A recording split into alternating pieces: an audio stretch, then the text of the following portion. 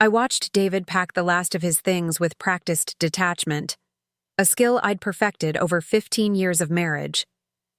His movements were hurried, almost frantic, as if he feared I might change my mind about letting him walk away with what he thought was everything. "The joint account transfer should complete by tomorrow," he said, not meeting my eyes. "I've left you enough for a month's expenses. Before we jump back in, tell us where you're tuning in from, and if this story touches. You make sure you're subscribed, because tomorrow I've saved something extra special for you." Enough. As if $2,300 was enough to rebuild a life he'd just shattered. As if taking 78,642's, our supposed joint savings, was reasonable when leaving your wife of 15 years. I said nothing, just sipped my coffee, watching him over the rim of the mug my grandmother had given me before she died. The one asset he hadn't cataloged in his meticulous spreadsheet of our marriage's dissolution. "Eleanor, don't make this harder," David sighed, running his hand through the salt and pepper hair that had once made my heart race. Now I just noted how his designer watch, my Christmas gift from last year, caught the afternoon light streaming through our kitchen windows. "We've discussed this. A clean break is better." "Of course," I replied, my voice steady. "You and Jessica need a fresh start." His head snapped up at the name, eyes narrowing. "How did you—" 3 years sharing a cell phone plan gives one access to interesting text message records. I smiled, the expression not reaching my eyes. Especially when one's husband isn't particularly tech-savvy about deleting things. David's face flushed. At 46, he still blushed like the 30-year-old financial advisor I'd married, back when I believed his promises about building a life together. "She's not why I'm leaving," he lied, the same way he'd been lying for the past 18 months. "We've grown apart, Eleanor. You know that." I did know things had changed. I just didn't share his selective amnesia about why. "Must be nice," I mused, tracing the rim of my coffee cup. "Starting over at your age with a 29-year-old paralegal and a healthy bank account." His jaw tightened. "The money's as much mine as yours. I earned most of it."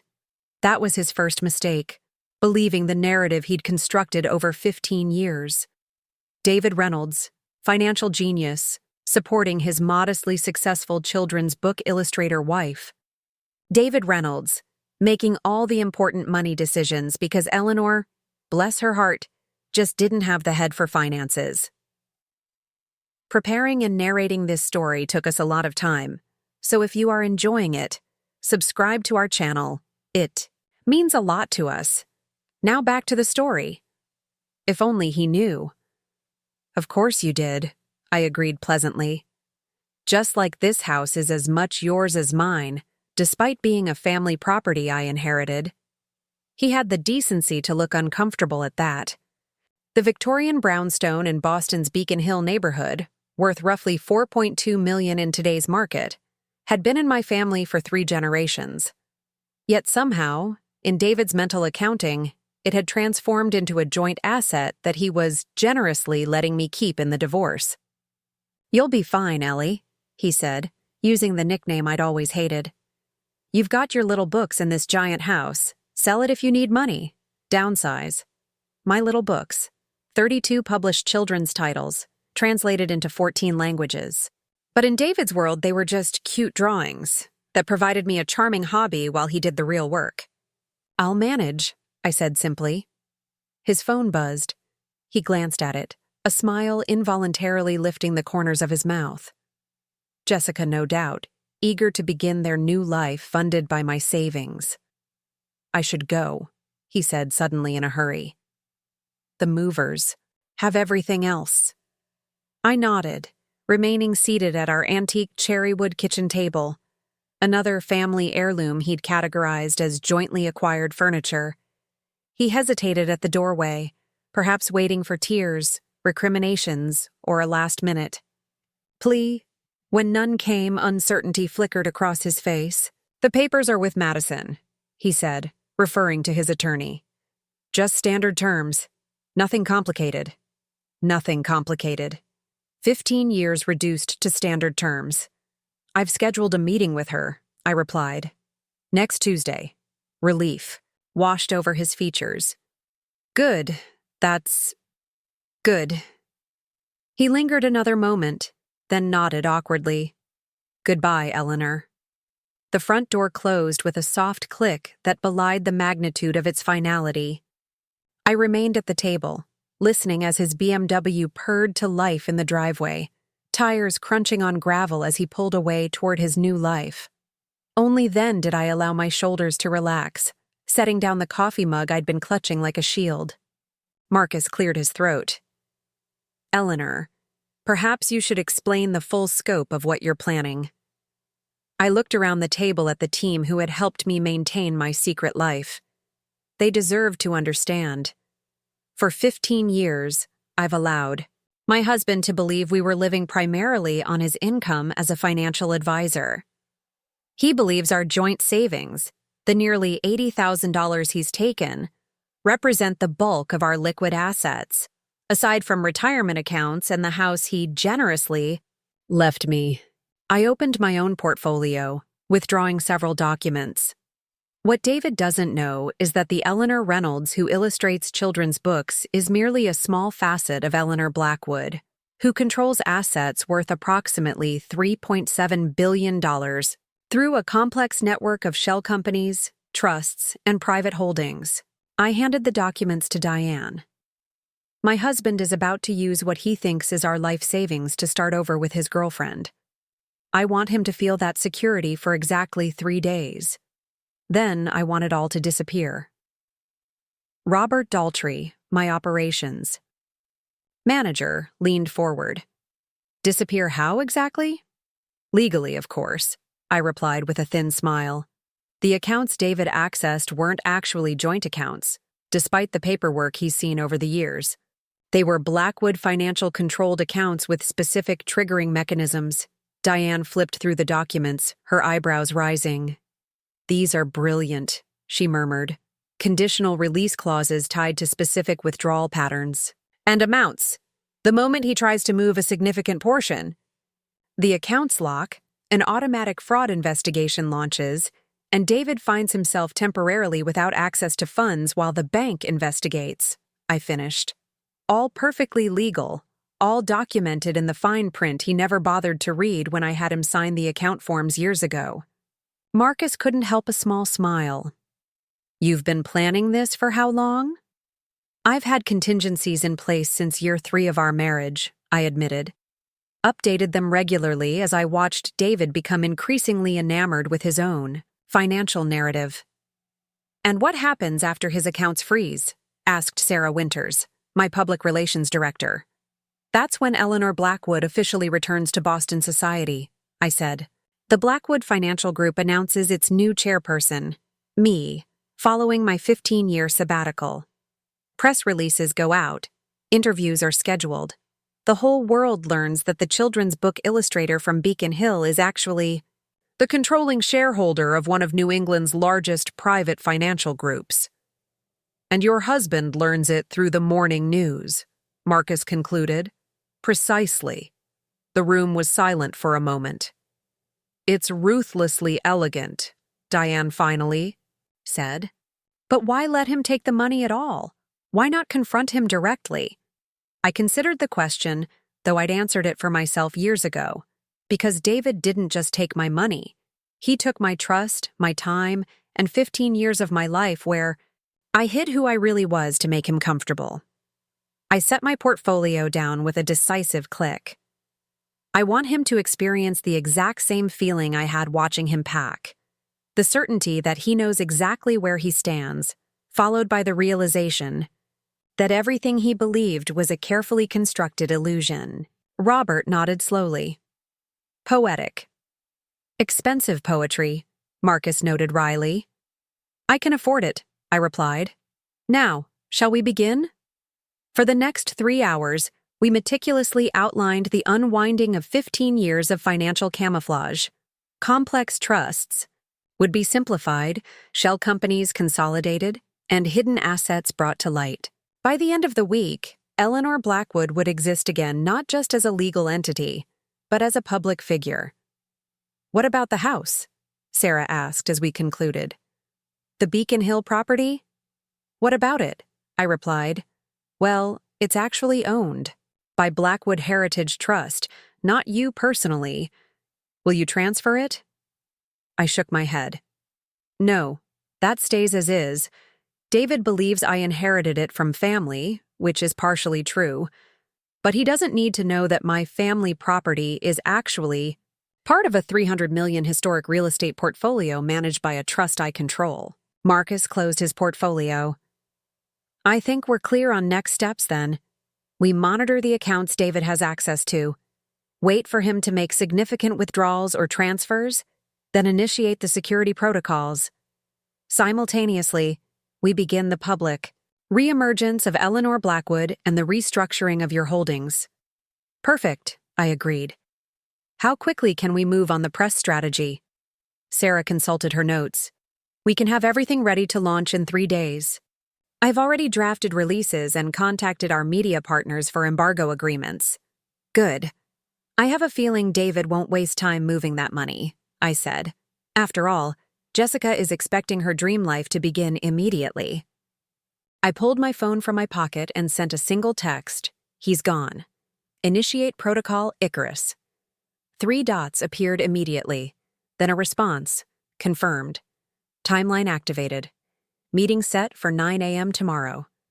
I took a deep breath, feeling the weight of 15 years of careful planning and deliberate misdirection lifting. For over a decade, I had played a role so convincingly that my own husband never suspected who I really was. It wasn't just about the money, though there was certainly that. It was about control, about the pleasure of knowing something others didn't, about creating a sanctuary of financial independence that no one could infiltrate, especially not a husband who, despite his professional credentials, had never bothered to look beyond the facade I'd carefully constructed. I stood, walking to the antique roll-top desk in the corner of our kitchen. Another family piece, this one with a secret even David didn't know about after living with it for 15 years. My fingers found the hidden latch, pressing it with practiced ease. The false back of the top drawer slid open silently, revealing a slim, leather-bound ledger and a small golden key, the first pieces of who Eleanor Reynolds really was. The next morning dawned clear and cold, a perfect Boston autumn day. I dressed. With deliberate care, a charcoal gray pantsuit that David had always said made me look severe, paired with a cream silk blouse and the pearl earrings my grandmother had left me. Professional, polished, and nothing like the soft, artistic persona David was familiar with. By 8:30, I was walking through the imposing glass doors of Blackwood Financial Management in downtown Boston. The receptionist looked up with the practiced smile of someone paid to recognize wealth and power. "Good morning. How may I help you?" "Eleanor Blackwood to see Marcus Chen," I said, using my maiden name for the first time in 15 years. It felt like stepping back into my own skin. Her eyes widened slightly, the only indication she recognized the name, before she nodded. "Of course, Ms. Blackwood. Mr. Chen is expecting you." I was escorted to the executive elevator bank, bypassing the standard security protocols. The young assistant accompanying me kept darting curious glances my way. "Is something wrong?" I asked, as the elevator ascended to the 47th floor. "No, ma'am," he replied quickly. "It's just, we don't often see Mrs. Blackwood in person," I smiled. "It's Ms. Blackwood now, and unusual circumstances call for unusual measures." The elevator opened directly into a sleek reception area where a dignified woman in her 60s immediately stood. "Ms. Blackwood," she greeted me warmly. "It's been too long." "Hello, Charlotte," I replied, accepting her brief hug. "Thank you for keeping all my secrets." Charlotte had been my father's executive assistant for 30 years and had seamlessly transitioned to helping me maintain my hidden empire after his death. She was one of exactly 3 people who knew the full extent of my financial reality. Marcus is waiting, she said, leading me to a set of double doors. The team is assembled in the conference room. Marcus Chen, my father's protege and my most trusted advisor, rose as I entered his corner office. At 55, he carried himself with the quiet confidence of someone who managed billions without needing to broadcast it. "Eleanor," he said, taking my hands in his. "Are you certain about this timeline? We could extend it, give you more time." I shook my head. "David's made his move. I see no reason to continue the charade." Marcus nodded, though concern still creased his brow. 15 years is a long cover to blow in a single day. 15 years is exactly why it needs to end now, I countered. I've lived a half-life long enough. He studied me for a moment, then nodded. "The team is prepared. We can begin," unwinding the structures immediately. I followed him through another set of doors into a large conference room where 5 people sat waiting. My core team at Blackwood Financial, the true financial managers of my family's fortune. They rose as I entered, some looking faintly surprised. Most had only interacted with me through secure video calls or encrypted messages for the past decade.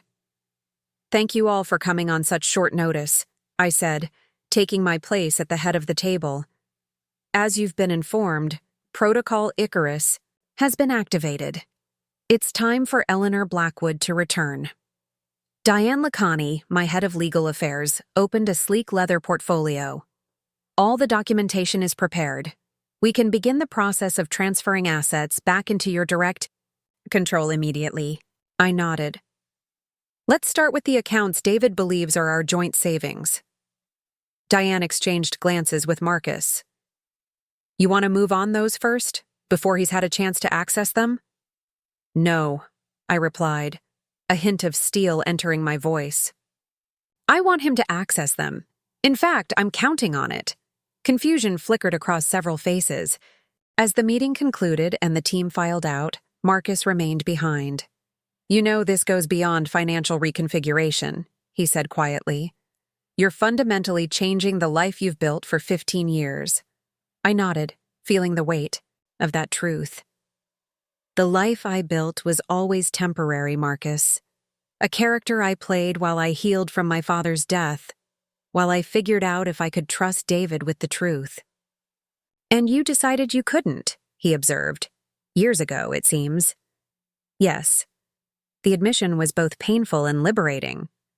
When we'd been married about 3 years, I almost told him everything, had it all planned out. Then I overheard him on the phone with a colleague, laughing about how he had lucked out with a wife who was financially naive and easily impressed by his moderate success. Marcus winced. He liked feeling superior, Marcus. Needed it even. I realized then that my wealth would fundamentally change how he saw himself in our relationship. "So you decided to keep playing the part." "I did," I acknowledged. "And somewhere along the way, it became easier to maintain the illusion than confront the reality that I'd married someone who needed me to be less so he could feel like more."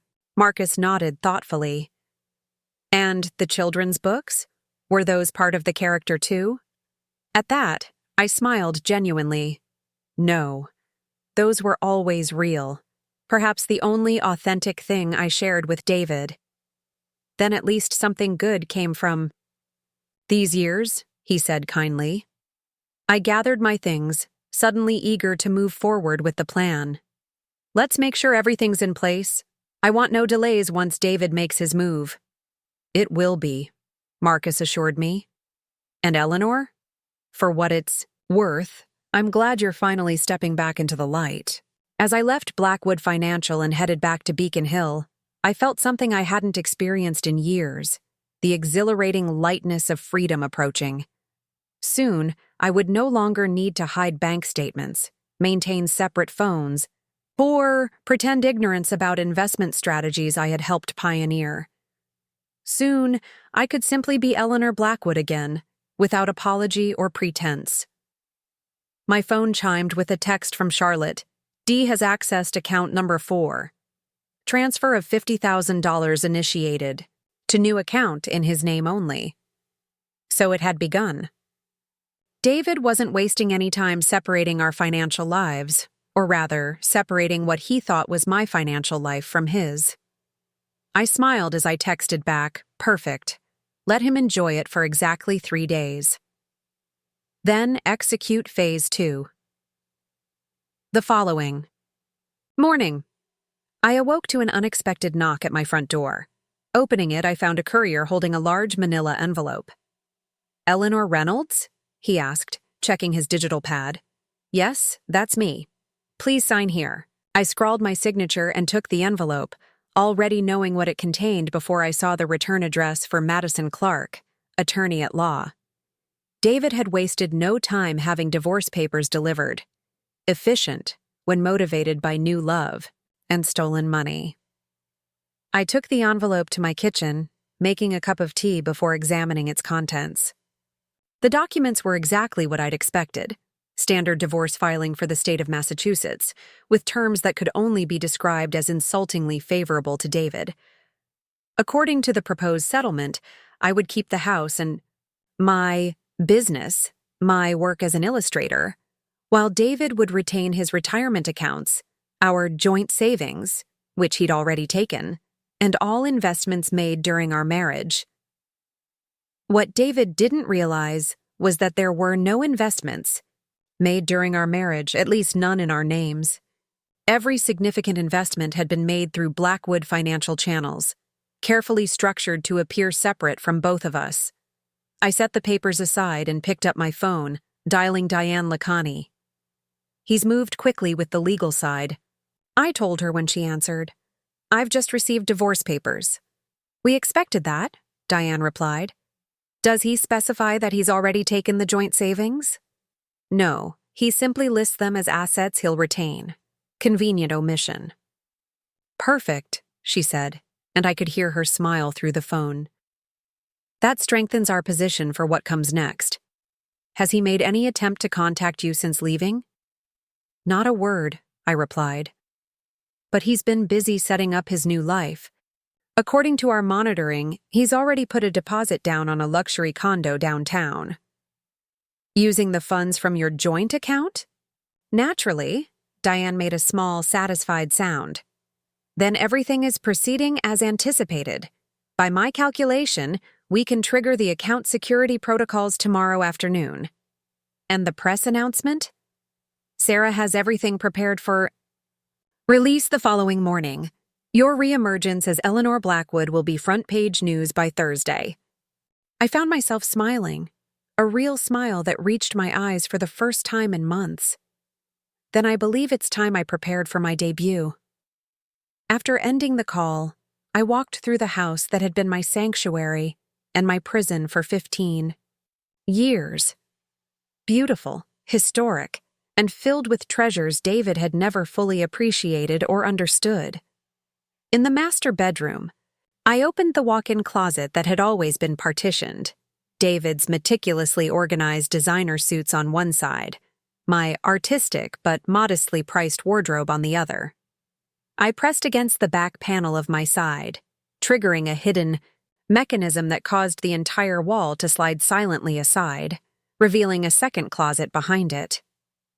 Here hung the real Eleanor Blackwood's wardrobe, couture pieces from Paris and Milan, custom-tailored suits from London, evening gowns worn to charity events in Europe where I knew David would never see photos or recognizable faces. I ran my fingers along the garments, feeling the exquisite fabrics and remembering the freedom I felt during my brief business trips abroad. The few weeks each year when I could step out of Eleanor Reynolds' life and back into my own. Those trips had been my salvation, allowing me to periodically reconnect with the financial empire I continued to guide from afar, to make appearances at key Blackwood Foundation events, and to simply exist as myself without constraint. David had never questioned these trips, assuming they were related to international publishing of my books. He'd even encouraged them, enjoying his own freedom during my absence. I selected several outfits for the coming days, laying them on the bed. The Eleanor Blackwood who would emerge this week needed to project confidence, power, and unquestionable competence. Next, I moved to my home office, the converted sunroom where I created my illustrations and that David rarely entered, considering it my creative space. Behind a false wall panel disguised as a bookshelf lay a state-of-the-art secure communication system that connected directly to Blackwood Financial's networks. I logged in, checking the status of David's recent financial activities. As expected, he'd been busy. Beyond the initial $50,000 transfer, he'd moved another $20,000 to a separate account, presumably for Jessica. He'd also made a $15,000 down payment on a BMW X5, Jessica's favorite car, according to text messages I'd seen months ago. $85,000 spent in just under 2 days. David was certainly making up for lost time, splashing out on all the things he thought would impress his young girlfriend. I typed a quick message to the monitoring team. Target has made significant expenditures. Are we still on schedule for security? Protocol initiation? The response came moments later. Confirmed. Account security protocol set for activation at 2:00 p.m. tomorrow. I closed the system and replaced the bookshelf, then sat at my drawing table.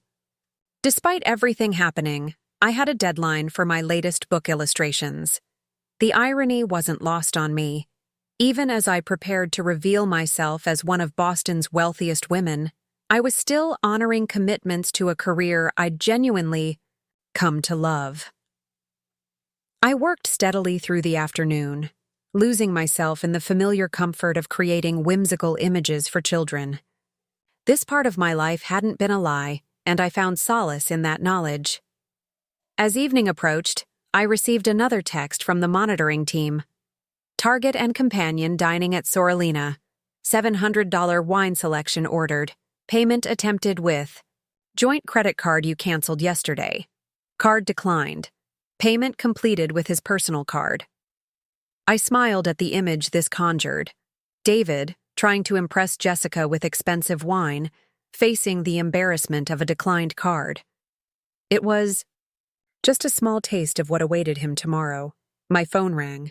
An unknown number. I answered cautiously. Eleanor? It's David. His voice was tight, controlling anger poorly disguised as concern. Hello, David. Is something wrong? Did you cancel our joint credit card? He demanded. I kept my voice calm, slightly confused. I didn't think we had joint cards anymore. Wasn't that part of our clean break? Don't play innocent, he snapped. I was just embarrassed in front of... He stopped abruptly. In front of Jessica? I supplied helpfully. How uncomfortable for both of you. His exhale was sharp with frustration. Look, I'm trying to be civil about this divorce, but if you're going to play financial games, I repeated slowly, savoring the phrase. That's an interesting choice of words from someone who emptied our savings account within hours of leaving. That money was as much mine as yours, he said defensively. More mine, really, since I was the primary earner. There it was, the narrative he'd constructed, and I'd allowed him to believe for 15 years. Was that the only reason for your call? I asked. To complain about a canceled credit card? He paused, clearly thrown by my lack of emotion. I also wanted to let you know I've scheduled a meeting with Madison for Thursday to discuss the divorce terms I sent over. Thursday won't work for me, I replied. I have a prior commitment. What? Commitment could possibly be more important than sorting out our divorce? He asked incredulously. You'd be surprised, I said. I can meet next Monday instead. He made an impatient sound. Fine, Monday at 2:00, Madison's office. Actually, I'll have my attorney contact Madison to arrange a suitable location, I countered. Your attorney? Since when do you have an attorney? I smiled, though he couldn't see it. Since I decided I deserved proper representation in this divorce. Goodbye, David. I ended the call before he could respond, feeling a small thrill at the confusion I'd heard in his voice. David had expected tears, recriminations, or desperate pleas, not this calm assertion of boundaries. Tomorrow would shatter his expectations entirely. At precisely 2 p.m. the following day, I was sitting in Marcus Chen's office, watching a large monitor that displayed David's bank accounts in real time. As planned, my team had set up a legal observation protocol. All actions were being recorded and documented by Blackwood Financial's compliance department. 3, 2, 1. Marcus counted down softly. On the screen, a series of red flags appeared, next to David's newly established accounts. Access status changed from active to restricted, and notification alerts were automatically generated. Simultaneously, David's phone would be receiving security alerts about suspicious activity on his accounts. He would soon discover that all the money he'd transferred, our entire joint savings, was now inaccessible pending a fraud investigation. Perfect execution, Marcus noted, checking the time. Now we wait for his reaction. We didn't wait. Long. At 2:07 p.m., David's name appeared on Marcus's phone. He's calling Blackwood Financial's customer service line, Marcus observed. They'll transfer him to our special handling team. I nodded, impressed by his predictability. The accounts David had accessed were actually sophisticated Blackwood Financial products disguised as ordinary bank accounts. When he called what he thought was his bank, he was actually calling a subsidiary of my company. A minute later, Marcus's secure line rang. He answered, putting it on speaker. Mr. Chen, we have David Reynolds on a priority line regarding the Icarus Protocol accounts. How would you like us to proceed? Implement standard security review procedures, Marcus replied. Inform him that unusual activity has triggered automatic protections, that all funds are secure but temporarily inaccessible pending investigation. Estimated resolution time, 3 to 5 business days. Understood. The line disconnected. Marcus looked at me. That should keep him contained until tomorrow's announcement. Has Sarah confirmed the press schedule? I asked. Yes. The Boston Globe gets the exclusive at 6 a.m. All other major outlets will receive the press packet by 7 Your official statement is scheduled for release at 9 and your CNBC interview is confirmed for 11 I took a deep breath. Then by this time tomorrow, Eleanor Blackwood will be fully resurrected. Marcus hesitated, then asked the question I knew had been on his mind. Are you absolutely certain about this approach? Once you go public, there's no going back to anonymity. I've been anonymous for 15 years, Marcus, I replied. I've hidden my accomplishments, diminished my intelligence, and pretended to be someone else to protect a man's ego. I'm done with that life. He nodded. Then let's make sure your reemergence is flawless. We spent the next several hours finalizing details for tomorrow's rollout. As we worked, reports continued to come in from the monitoring team. 14 p.m. Target attempted to withdraw cash from ATM. Transaction declined. 22 p.m. Target visited bank branch in person. Was informed by manager that security team would need to complete investigation before access could be restored. 47 p.m. Target called customer service a second time.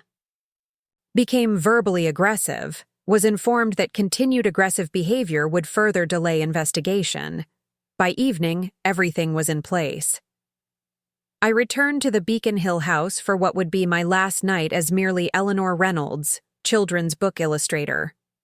Tomorrow, Boston and the financial world would meet the real me.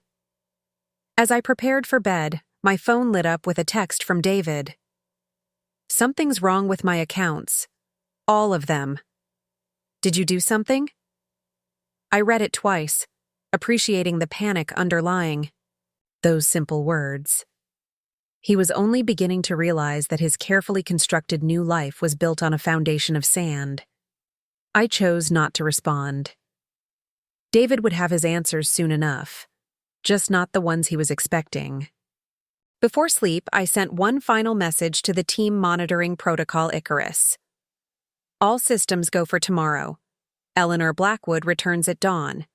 Then I turned off my phone, closed my eyes, and slept more peacefully than I had in 15 years, dreaming of the look on David's face when he discovered exactly who he had walked away from and what he had unwittingly left behind.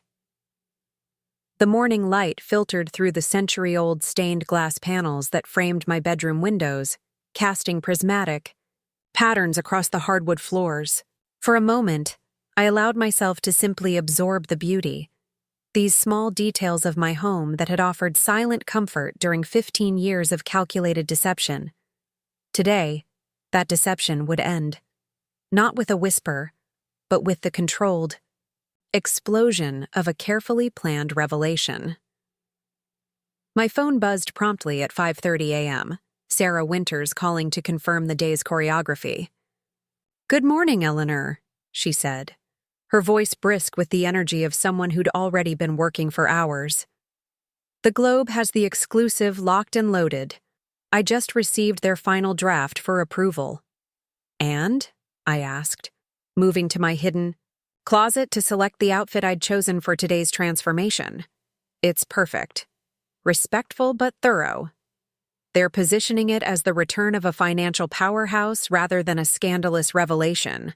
"Send it to me," I instructed, pulling out the Armani suit I'd selected, not black, which would appear vindictive, but a deep sapphire blue that conveyed authority without aggression. "I want to review it before they publish." Within minutes, the article appeared in my secure email. The headline read, "Blackwood Heiress Emerges from 15-Year Sabbatical to Reclaim Financial Empire." The piece was indeed masterfully constructed, presenting my years away from public life as a planned sabbatical to explore creative pursuits, now concluded as I stepped back into my role as the controlling force behind Blackwood Financial Group. It made no direct mention of David or our impending divorce, a calculated omission that would only heighten the impact when he discovered the truth. "Approve it," I told Sarah after reading, "and confirm the CNBC schedule." "Already done. Carr will pick you up at 10:15 for the $11 interview. Marcus will meet you at the studio." I ended the call and continued preparing. By 6:00 a.m., the Globe article would be live online. By 6:30, it would begin circulating through financial circles. By 7, other publications would follow with their own versions of the story. And somewhere in this cascade of information, David would discover that the wife he'd abandoned for a younger model, the wife whose financial resources he thought he understood completely, was actually Eleanor Blackwood, controller of assets worth billions. I dressed methodically, no longer needing to select clothes that downplayed my natural confidence. The Eleanor Reynolds who illustrated children's books favored soft fabrics, comfortable cuts, and an artistic dishevelment that David found endearingly unprofessional. Eleanor Blackwood preferred structured silhouettes, impeccable tailoring, and the subtle power communicated through fabric and fit. As I fastened a simple strand of pearls around my neck, real, unlike the convincing replicas I'd worn throughout my marriage, my phone chimed with a notification. The Boston Globe's article was live. Within seconds, my secure line began registering alerts as financial news feeds picked up the story. Blackwood Financial's stock, though privately held, influenced numerous public companies through investments and partnerships. The financial world was already calculating what my return meant for markets and portfolios. I moved to my hidden office panel, activating the secure communication system to check Protocol Icarus status. David's accounts remained frozen, with notes indicating 3 more increasingly agitated calls to customer service overnight. His most recent attempt had involved threats of legal action, an empty gesture that would soon become painfully ironic. Achui. 6:47 a.m., my personal phone lit up with a text from David. "We need to talk. Now. Call me." I set the phone aside without responding. David wasn't ready for the conversation we would eventually have. He was still operating with incomplete information, still believing he held some power in our dissolving relationship. Charlotte texted next. Media response overwhelming. Interview requests pouring in beyond approved list. How would you like to proceed? I replied. Stick to approved list only. No additional interviews today. By 7:30 a.m., my security team texted confirmation that they had established a discreet perimeter around my home. We had anticipated media attention once the story broke, but I had no intention of giving impromptu front porch statements or being photographed in unplanned moments. At 7:42 a.m., David called for the first time. I declined. He called again immediately. I declined again. Then came more texts. What the hell is going on? People are calling me about Blackwood Financial.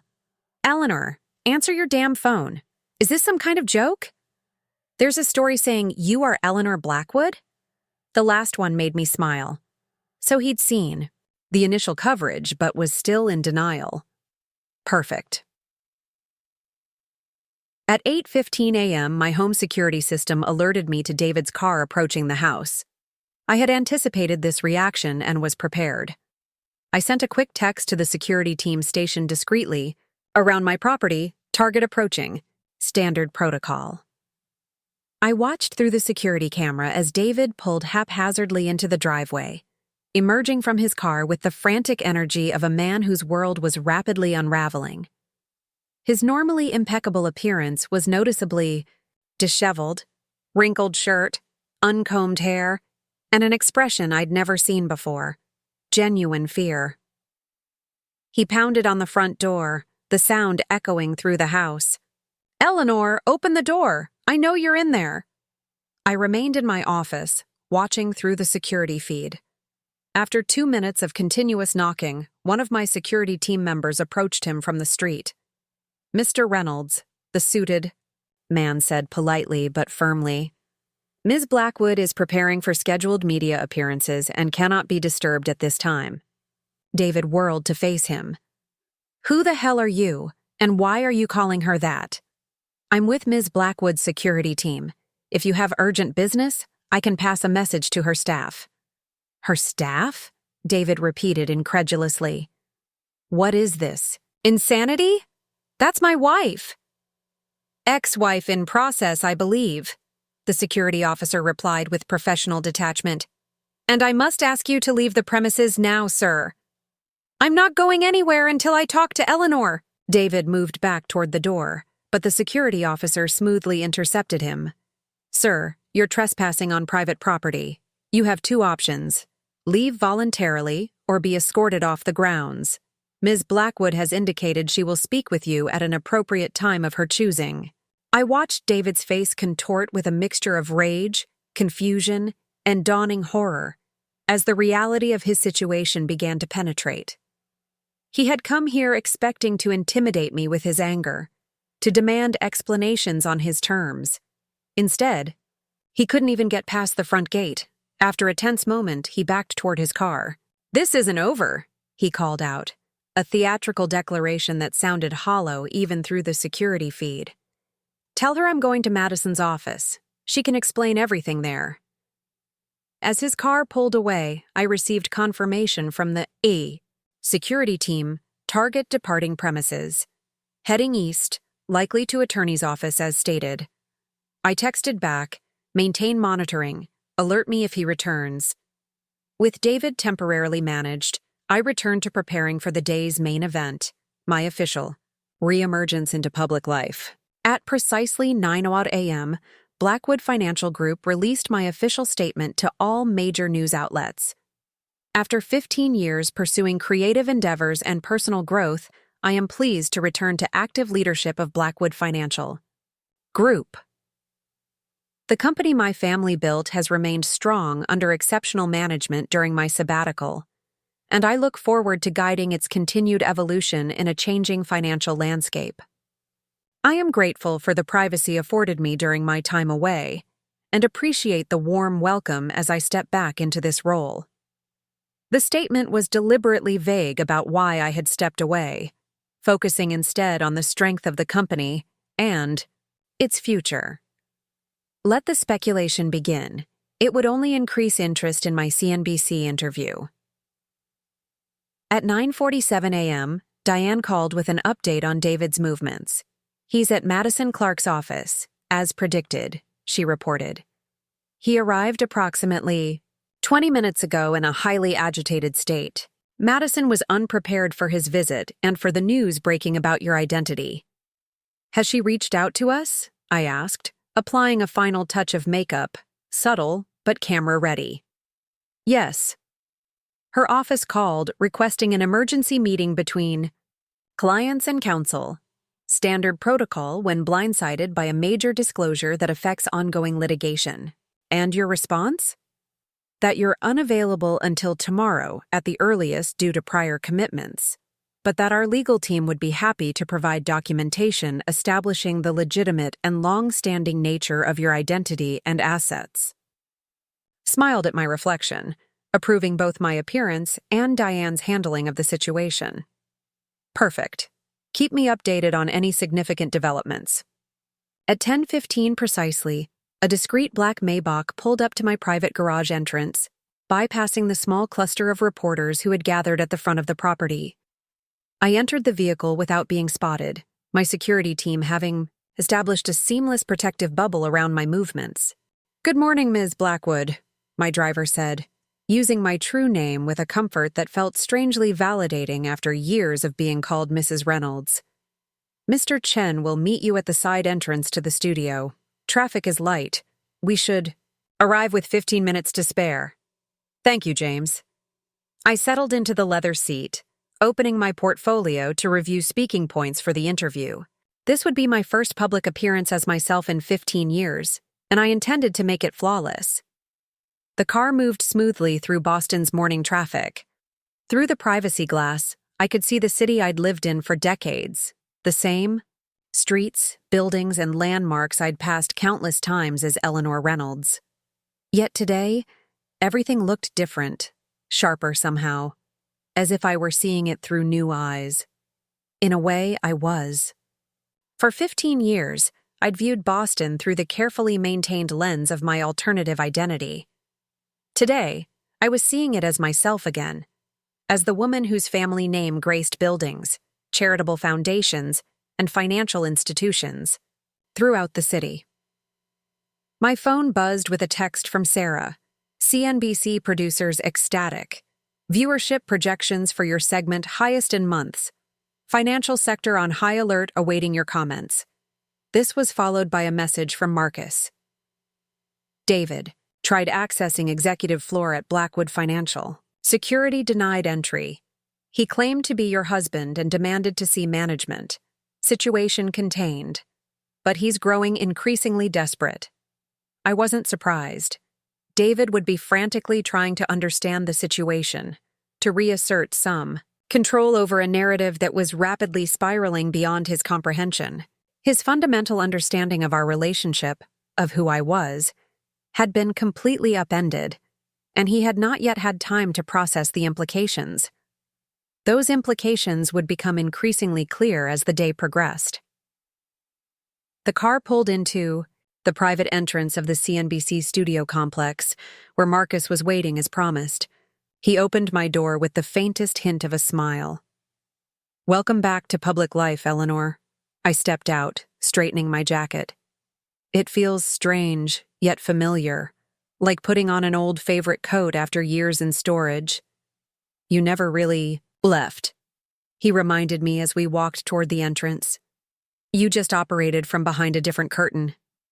Inside, we were escorted to a private preparation room where a production assistant reviewed the segment schedule, while a makeup artist made minor adjustments to ensure I was camera-ready.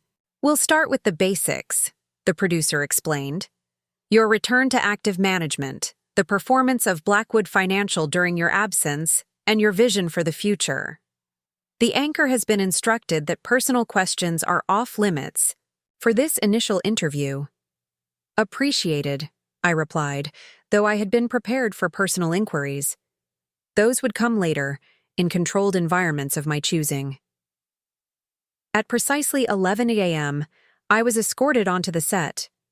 The anchor, Christopher Mills, rose to greet me, a courtesy I knew he didn't extend to all guests. "Ms. Blackwood," he said warmly, shaking my hand. It's an honor to have you on the program. Your return to the financial world is the only story anyone's talking about today. The honor is mine, Christopher, I replied, taking my seat with practiced ease. It's good to be back. The red light on camera 1 illuminated, and Christopher turned to face it with professional precision. Good morning. Today, we're privileged to bring you an exclusive interview with Eleanor Blackwood, the controlling shareholder of Blackwood Financial Group, who has returned to active leadership after a 15-year sabbatical. Ms. Blackwood, welcome to the program. Thank you for having me, Christopher. Let's start with the question everyone is asking. Why now? After 15 years away from public financial life, what prompted your return to active leadership of Blackwood Financial? I smiled, the camera capturing the confident poise I'd carefully cultivated in preparation for this moment. Timing is everything in finance, as you know. I stepped away 15 years ago to explore other interests and to allow our exceptional management team room to innovate. During that time, I remained actively involved behind the scenes while pursuing creative endeavors that brought me personal fulfillment. The decision to step back into public leadership now reflects both personal timing and strategic opportunity as we enter what promises to be a transformative period in global finance. The interview proceeded smoothly, with Christopher asking informed questions about market strategy, investment philosophy, and future directions for Blackwood Financial. I answered each with the authority and insight of someone who had never truly stepped away from the financial world despite appearances. As the segment concluded, Christopher made one final observation. You're returning to public financial life as Eleanor Blackwood, but many Bostonians know you as Eleanor Reynolds, children's book illustrator. Will you continue your creative work alongside your financial leadership?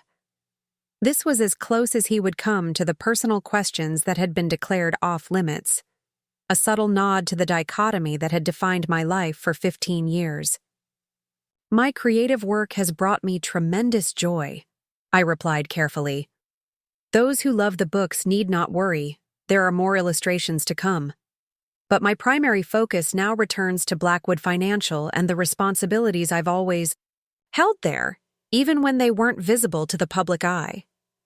As the camera light dimmed, Christopher leaned forward. Off the record, that was masterful. The financial blogs are already exploding with analysis of everything you said and didn't say. Thank you, Christopher. I expect I'll be seeing you again soon. Marcus met me as I exited the set. Perfect execution, he murmured as we walked toward the exit. The markets are already responding. Our partners are up across the board. And the other situation? I asked quietly. Escalating as expected. David has been to his bank, his attorney's office, and made 3 attempts to contact Blackwood Financial executives.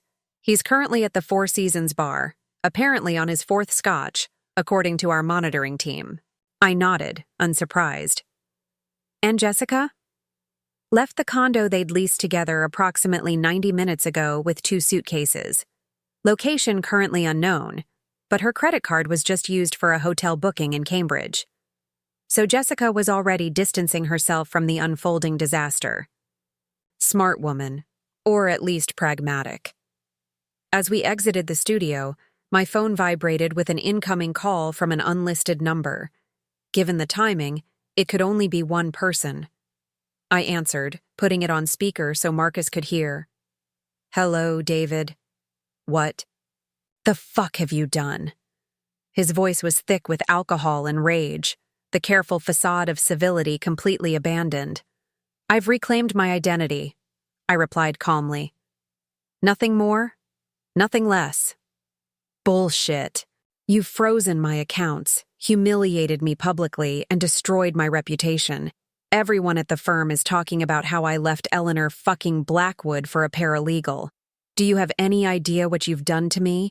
I let the question hang for a moment, considering my response carefully. I've done nothing to you, David. I simply stopped pretending to be less than I am. Everything else, the accounts, your reputation, your relationship challenges, Those are natural consequences of your own decisions. Natural consequences? He sputtered. There's nothing natural about discovering your wife of 15 years has been lying about everything, that she's some kind of billionaire playing house. Marcus raised an eyebrow at this characterization, but I remained composed. I never lied about who I was, David. I simply didn't volunteer information you never asked about. You assumed I was financially naive because it suited your ego. You assumed my illustration work was a cute hobby rather than a genuine passion. You assumed a great many things, and I allowed those assumptions to stand uncorrected. This is insane, he muttered, and I could picture him running his hand through his hair, a gesture he always made when overwhelmed. The money, Eleanor. What happened to our money? Your access to certain financial accounts has been temporarily restricted due to suspicious activity patterns, I replied, using the exact language from the notification he would have received. As I'm sure the security team explained, this is standard protocol when unusual withdrawals are detected. Cut the crap! You did this! Those accounts were never joint accounts in the legal sense, David. They were Blackwood financial products with specific conditional access parameters. Parameters clearly outlined in the documentation you signed when we established them. Documentation? I signed, he repeated incredulously. When did I ever sign anything related to Blackwood Financial? Year 3 of our marriage, I replied precisely. You signed numerous financial documents I presented while we restructured our estate planning. You declared the paperwork boring, admin stuff, and signed where indicated without reading the details. One of those documents established the conditional access protocols now being enforced. The silence on the other end was profound. You set me up, he finally said, his voice low with dawning comprehension.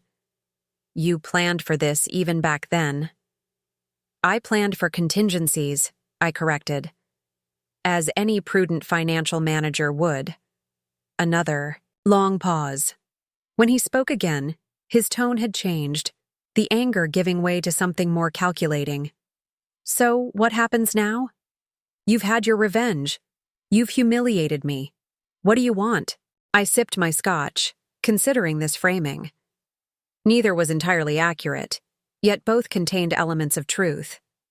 I had loved David once, and while I hadn't planned our marriage's dissolution as revenge, I couldn't deny the satisfaction I felt at reclaiming my true identity after years of deliberate diminishment. What's our monitoring showing about David's current status? I asked. Charlotte consulted another screen. He left the Four Seasons bar approximately 2 hours ago, returned briefly to the condo he'd leased with Jessica, then left again. He's currently at the Liberty Hotel bar on his second drink. His credit card was temporarily unfrozen to allow for basic living expenses, as per protocol. The small mercy of allowing him access to limited funds had been my decision, not out of sympathy, but strategic calculation. I needed David functional for what came next. And Jessica? Still at the Cambridge Hotel. She's made several calls to a law firm specializing in celebrity privacy issues. Interesting. Jessica was more pragmatic than I'd given her credit for. Already, seeking professional guidance to navigate her unexpected proximity to a high-profile situation. Any other developments I should be aware of? Charlotte hesitated. Madison Clark has requested an emergency hearing regarding temporary financial arrangements during divorce proceedings. She's claiming financial duress on behalf of her client.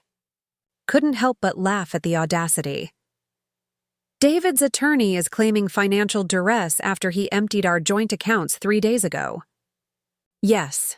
The filing suggests that you deliberately misrepresented your financial situation during the marriage, constituting a form of fraud that has now left her client without access to marital assets. Forward the filing to Diane. I want a comprehensive response ready by morning. After concluding the call, I wandered through my home, glass in hand, considering the strange dichotomy of my existence. For 15 years, I had lived as Eleanor Reynolds in these rooms, creating a carefully curated version of myself tailored to David's expectations and ego requirements. Yet all along, Eleanor Blackwood had existed in parallel, managing investments, guiding corporate strategy, and maintaining the financial empire my family had built, all hidden behind secure communications and occasional business trips abroad. Now those separate identities were merging back into a single, authentic self. The process was both liberating and disorienting, like stepping from a darkened room into bright sunlight. My phone chimed with an incoming text, not from my team or from David, but from an unexpected source. Jessica. I think we should talk, privately. Interesting. Very interesting indeed. I considered the possibilities this might present as I typed my response. I agree. Tomorrow, 2 p.m., my office at Blackwood Financial. Come alone. Her reply was immediate. I'll be there. I smiled, sipping my scotch as I gazed, out at the Boston skyline glittering in the darkness. David's girlfriend reaching out independently suggested fascinating new dimensions to this unfolding scenario. Tomorrow would bring fresh challenges and opportunities. The continued reconstruction of my public identity, legal maneuverings in the divorce proceedings, and now this intriguing meeting with Jessica. For 15 years, I had lived reactively, adjusting my behavior to maintain David's comfortable illusions. Now I was back in control, orchestrating events rather than merely responding to them. It felt like finally breathing freely after years underwater. I sent one final message to Marcus before retiring for the night. Phase 2. Complete. Begin preparations for Phase 3 tomorrow after my 2 p.m. meeting. His response was immediate and required no elaboration. Understood. Day 1 of Eleanor Blackwood's return to public life had unfolded exactly as planned. Day 2 promised to be even more interesting as the full implications of my revelation continued to ripple outward through David's carefully constructed reality. And I intended to be fully present for every moment of the unraveling. Morning light streamed through the floor-to-ceiling windows of my office at Blackwood Financial Group, illuminating a space I had designed but rarely occupied during the past 15 years. 47 floors above Boston, the view commanded the harbor, the financial district, and beyond, a fitting perspective for what the day would bring.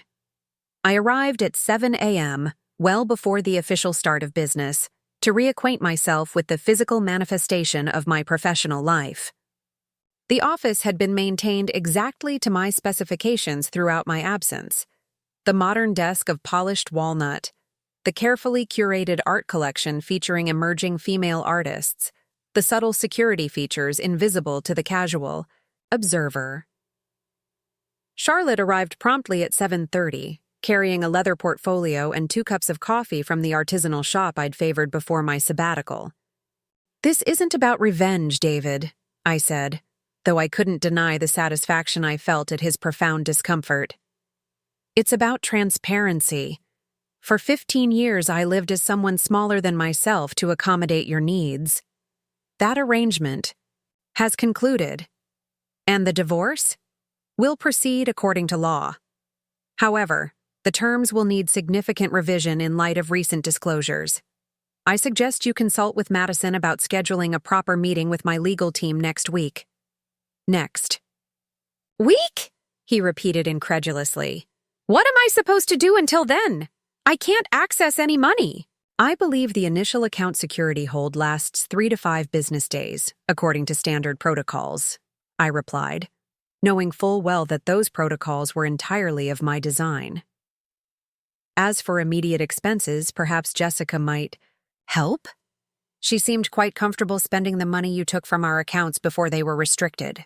Jessica's gone, he admitted, his voice suddenly empty. Checked into some hotel. Says she needs space to process. Of course she did. Jessica hadn't signed up for this level of complication. She'd expected a comfortable lifestyle subsidized by a successful financial advisor, not a public scandal involving one of Boston's wealthiest families. I'm sorry to hear that, I said. Not sorry at all. I'm afraid I need to go. I have a board meeting in 30 minutes. Eleanor, wait! His voice held a new note of desperation. I still don't understand why. Why live a lie for 15 years? Why marry me at all if you were this? It was a fair question. Perhaps the only one he'd asked that deserved a thoughtful answer. I married you because I loved you, David. After my father died, I was adrift. You seemed grounded, normal, uninterested in my family's wealth. It was refreshing. But then I discovered you needed to feel superior. Financially, intellectually. You needed me to be less so you could feel like more. That's not true, he protested weakly. It is, though. Remember when I suggested a different approach to the Thompson account, and you laughed it off as cute that I thought I understood finance? That strategy you dismissed would have increased returns by 22%, by the way. He was silent. Or when you explained basic investment concepts to me at dinner parties while your colleagues smiled indulgently at your patient tutelage of your artsy wife. Meanwhile, I was managing billions through structures you never bothered to investigate. How? Was I supposed to know? He asked bitterly. You deliberately misled me? No, David. I revealed exactly as much of myself as you were interested in seeing. You never once asked about my family beyond the superficial. You never questioned how I afforded this house before we married. You never wondered why my little books afforded us such comfortable vacations. You saw what you wanted to see. The silence stretched between us, heavy with 15 years of unspoken truths. We'll speak again next week, David, with our respective legal teams present. I ended the call before he could respond. Marcus, who had remained silent throughout the exchange, gave me a measured look. That went about as expected. Yes, I agreed. Now, let's prepare for the board meeting. I believe we have actual business to attend to. The remainder of the day unfolded with the precision of a Swiss watch. The board meeting, my first in-person appearance in the Blackwood Financial boardroom in 15 years, was a surprisingly emotional experience. Several long-standing board members who had known my father embraced me with genuine warmth, while newer members regarded me with a mixture of curiosity and respect. I outlined my vision for the company's future, emphasizing continuity with the successful strategies developed during my sabbatical, while introducing new initiatives focused on technological innovation and sustainable investment.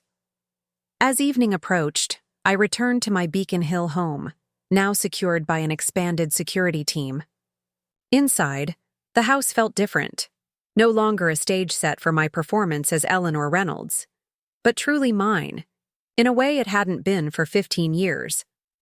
I poured myself a glass of the Macallan 25, a scotch David had never known I enjoyed, believing I preferred only sweet white wines, and reviewed the day's developments with Charlotte via secure video call. The media coverage has been overwhelmingly positive, she reported. Financial analysts are predicting a strong positive impact on our portfolio companies based on your CNBC interview. Social media is divided between financial commentary and more personal speculation. About David? Primarily. The society blogs have picked up the angle that Boston's hidden billionaire was married to a financial advisor who never knew her true worth. It's being framed as either the greatest love story or the most elaborate revenge plot, depending on which site you read. Your preferences haven't changed, I hope? She asked, setting one cup on my desk. Some things remain constant, I replied, inhaling the familiar aroma. What's our first order of business? Diane sent over Madison Clark's emergency petition. She handed me a document from her portfolio. It's creative, I'll give her that. She's claiming you committed fraud by concealing your true financial status during the marriage, thereby inducing David to make financial decisions he might not have made had he known the truth. I scanned the document, noting Madison's careful wording. She was attempting to position David as a victim of deception rather than an opportunist who had emptied shared accounts before abandoning his marriage. Interesting approach, I noted. And Diane's response? Already filed. She's countered that no fraud occurred because you never misrepresented your identity. David simply never asked the right questions. Moreover, she's documented that David did sign acknowledgement of your family connections during your prenuptial agreement, even if he never explored what those connections meant.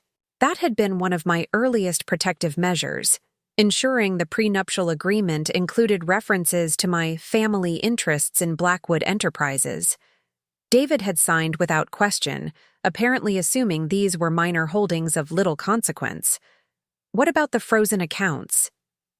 Diane has evidence that David initiated transfers of all funds to accounts in his name only, contrary to Massachusetts's communal property conventions during divorce proceedings.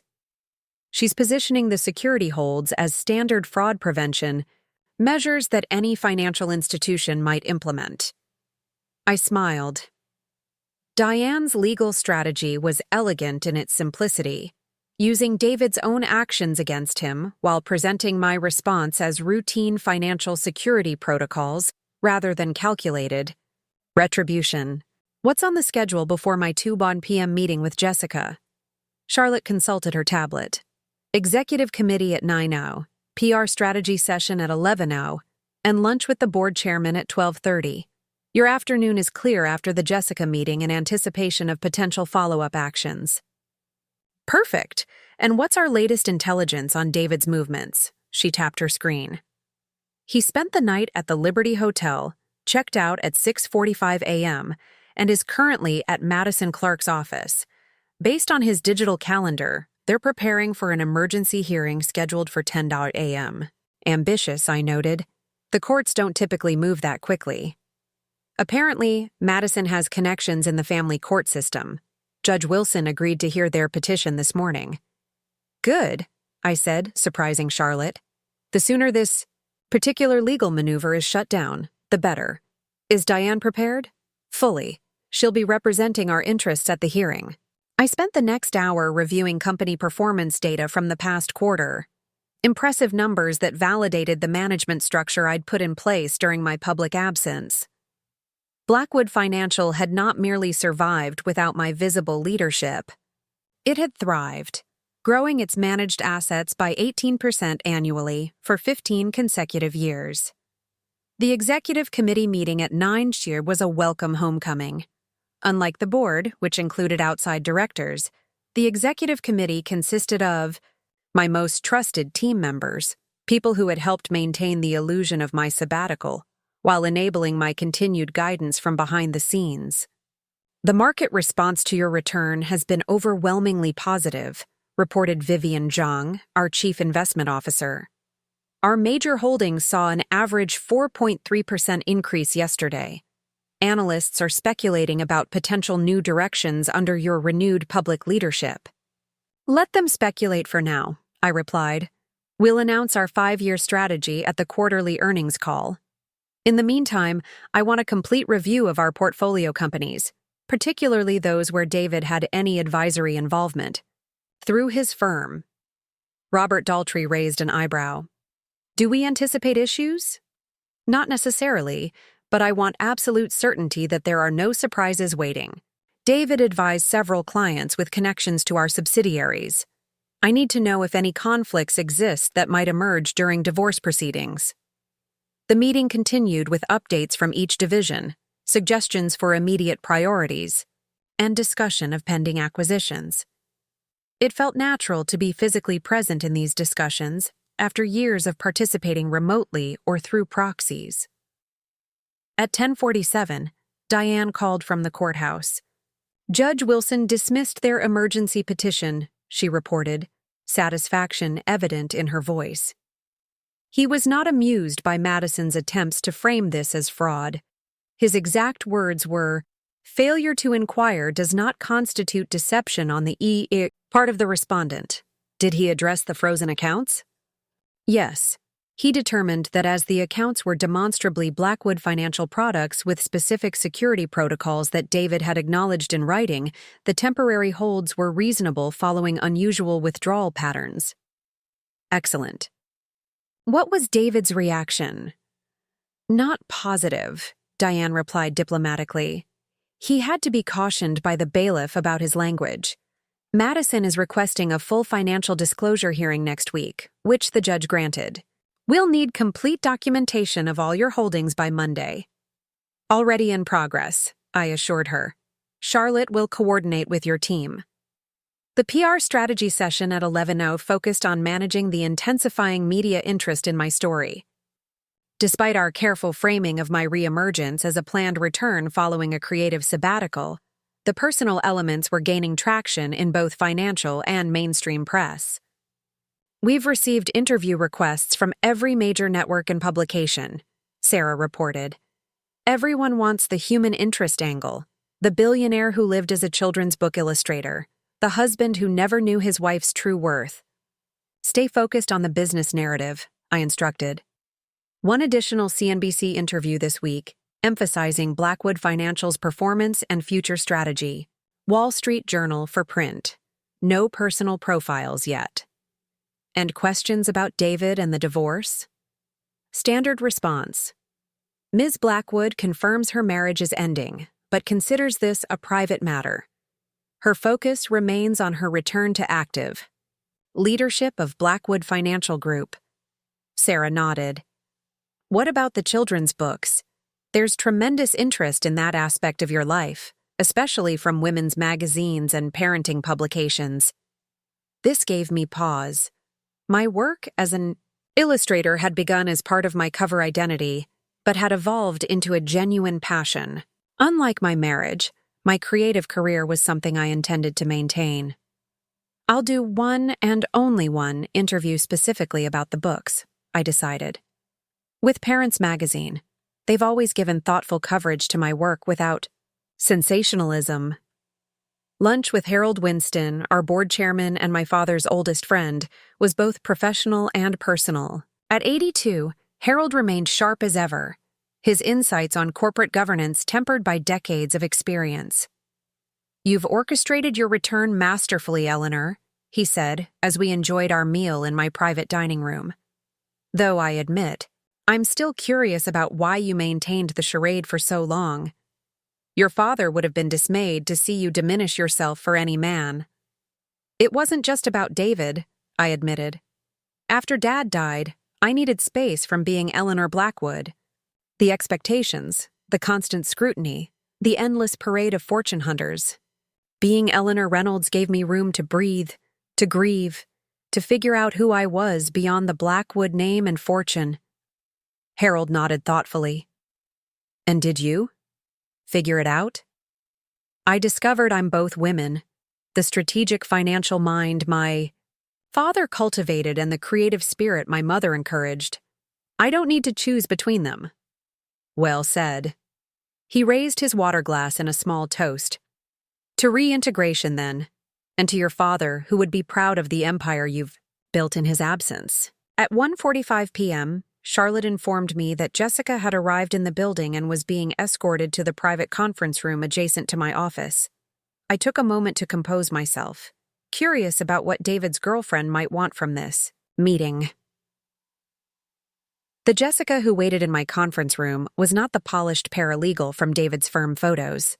This woman appeared stressed, her designer outfit slightly rumpled, her eyes shadowed with exhaustion. She stood as I entered, extending her hand with professional composure despite her obvious discomfort. Ms. Blackwood, thank you for agreeing to meet. Please sit, I gestured to the chair across from mine at the small conference table. I admit I'm intrigued by your request. Jessica settled into the chair, setting her handbag aside with deliberate movements that suggested she was gathering courage. I imagine you must hate me, she began directly. I don't hate you, Jessica, I replied truthfully. I don't know you well enough to form such a strong opinion. She blinked, apparently surprised by my candor. I didn't know about you, about who you really are, until yesterday. David told me you were just a children's book illustrator. I'm a children's book illustrator, I corrected gently. Among other things. Yes, well. She clasped her hands on the table. This is awkward, but I need to clear something up. I didn't know David was planning to take your savings when he left. He told me your finances were already separated, that everything was mutually agreed upon. This was unexpected. Not Jessica's presence, which I had anticipated might offer strategic advantages, but her apparent desire to distance herself from David's financial maneuvers. Why tell me this now? I asked. Because I don't want to be portrayed as some gold digger who helped a man steal from his wife, she replied bluntly. When I saw the news about who you really are, I realized how this looks. I needed you to know I wasn't part of that decision. I studied her carefully, looking for signs of deception. Finding none, I nodded slowly. I appreciate your candor. What exactly did David tell you about our separation? Jessica shifted uncomfortably. He said you'd grown apart, that you were more interested in your books than your marriage, and that you'd both agreed to an amicable division of assets. He specifically told me your family home was yours to keep, while the liquid assets were primarily his from his career earnings. I see. The picture was becoming clearer. David had misrepresented our situation to Jessica just as thoroughly as I had supposedly misrepresented myself to him. And when did your relationship begin? Her cheeks flushed slightly. 8 months ago, it wasn't planned. We were working late on a client case and, well, you can imagine the rest. 8 months. So David's affair had been ongoing for nearly a year. Information that would be useful in divorce proceedings. What do you want from this meeting, Jessica? Beyond clearing your name? She took a deep breath. I need to protect my professional reputation. I'm a third-year associate at Clark, Winterton & Hayes with partnership aspirations. Being known as the paralegal who helped a financial advisor steal from Eleanor Blackwood would end my career before it truly begins. Ah, self-interest. Now, we were getting to the real motivation. And what would you offer in exchange for such protection? Her eyes met mine directly. Information. About David's financial dealings over the past year. Things I've observed that didn't make sense at the time but might interest you now. This was unexpected and potentially valuable. Such as, he's been moving money around strangely. Settings. Up new accounts, transferring funds between them. When I asked about it, he said it was normal tax planning, but it seemed excessive. And he's been meeting with clients outside normal channels. No documentation, no firm calendar entries. Interest was piqued. This aligned with concerns I'd privately harbored about David's financial activities, but had never been able to confirm due to my need to maintain my cover. Do you have documentation of these movements? She reached into her handbag and withdrew. A thumb drive. Everything I could access without breaking client confidentiality laws, account numbers, dates, patterns. I'm not providing specific client information, but there's enough here to establish a timeline of unusual activity. I made no move to take the drive. Why would you betray David's confidence this way? Jessica's expression hardened slightly. When I checked into the hotel yesterday, he called me 6 times, not to make sure I was okay, but to ask if I could loan him money since his accounts were frozen. When I declined, he suggested I should earn my keep by using my firm connections. To help him fight you. That was illuminating. I couldn't help but smile at David's predictable self-interest. Even in crisis, his primary concern was his own comfort, rather than the woman he'd claimed to love. What do you hope to achieve with this information sharing? A clean break, Jessica replied firmly. I want no part of this divorce battle. I want my name kept out of public statements and legal filings to the extent possible. I want to return to my career without the shadow of this situation hanging over me. It was a reasonable request, one that potentially benefited both of us. Jessica would escape the scandal relatively unscathed, and I would gain valuable intelligence on David's financial activities. If your information proves substantive, I believe we can come to an arrangement, I said, finally taking the thumb drive. My legal team will review this material. Assuming it contains what you claim, I see no reason why your name would need to feature prominently in divorce proceedings. Relief washed over Jessica's features. Thank you. There's one more thing you should know. She hesitated. Go on.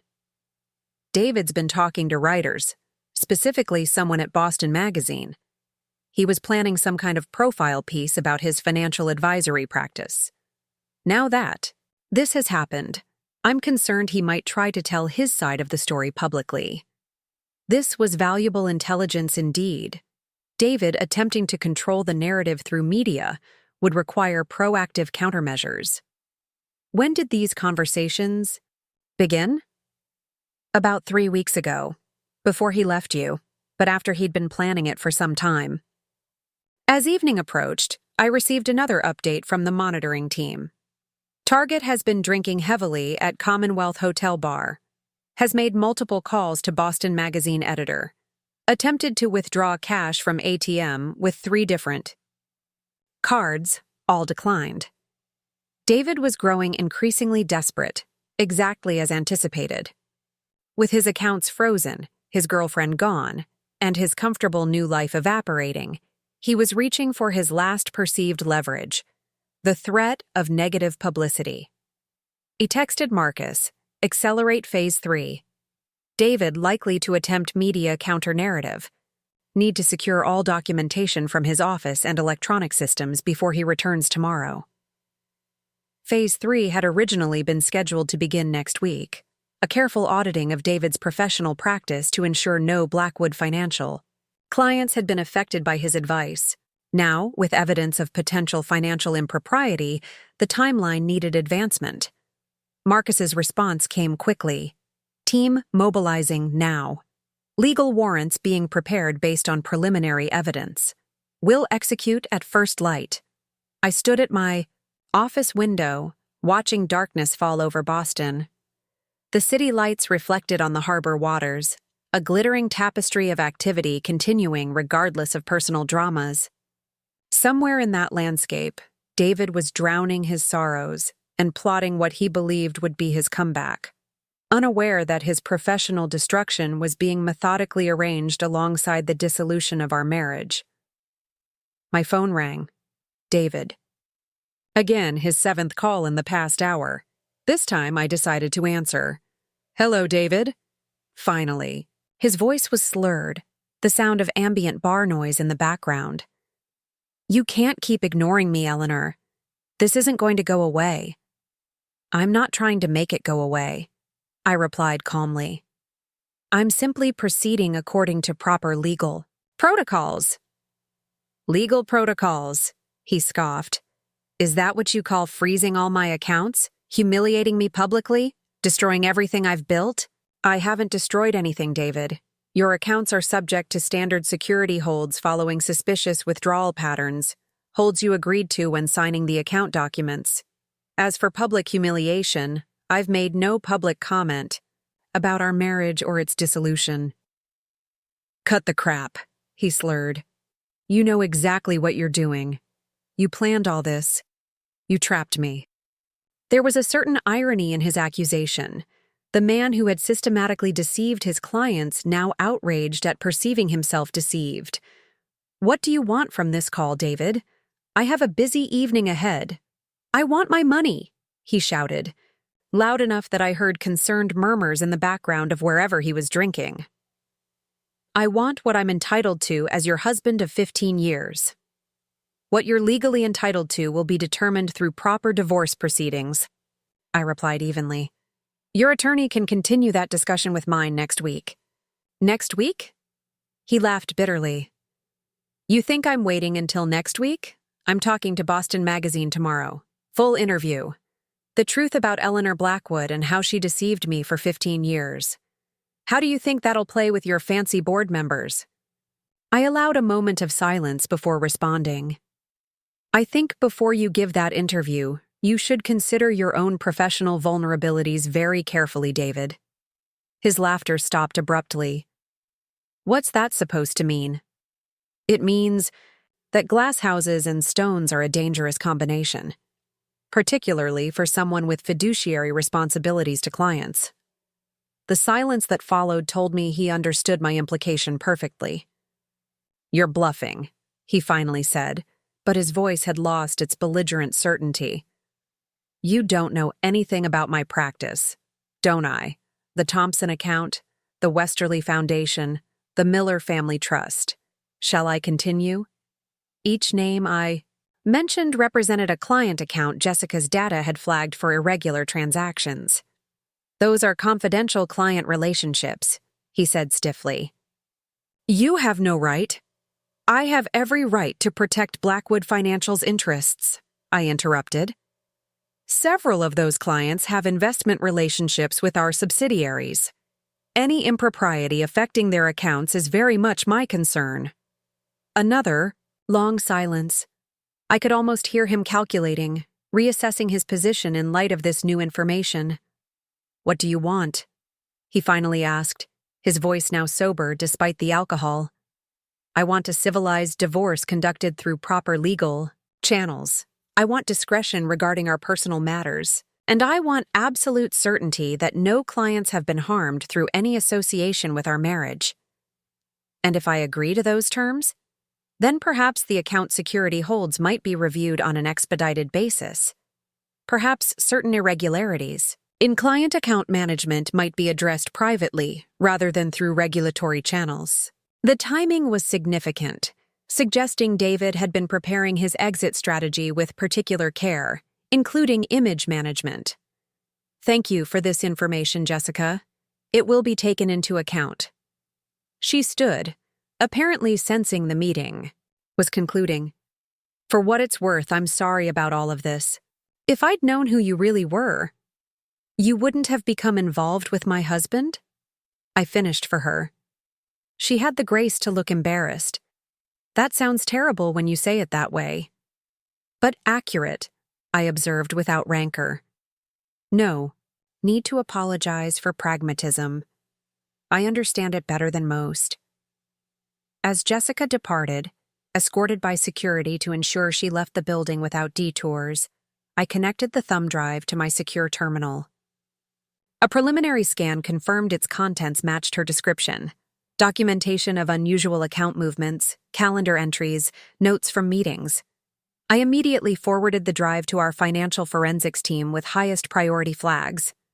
If David had been engaging in questionable financial practices, this information could prove pivotal in the divorce proceedings, and potentially beyond.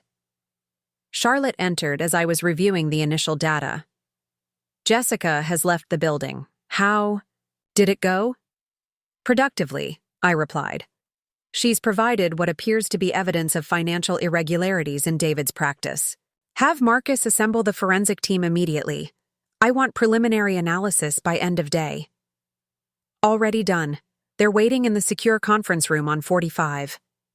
Charlotte hesitated, then added, "David has made 17 attempts to contact you since this morning. His most recent messages suggest he's prepared to tell his side of the story if you don't unfreeze his accounts immediately." Jessica mentioned he's been talking to Boston Magazine. Alert our media team to prepare contingencies for potential negative press, and have Sarah reach out to her contacts at the magazine. I want to know exactly what David's been discussing with them. As Charlotte departed to execute these directives, I took a moment to consider the rapidly evolving situation.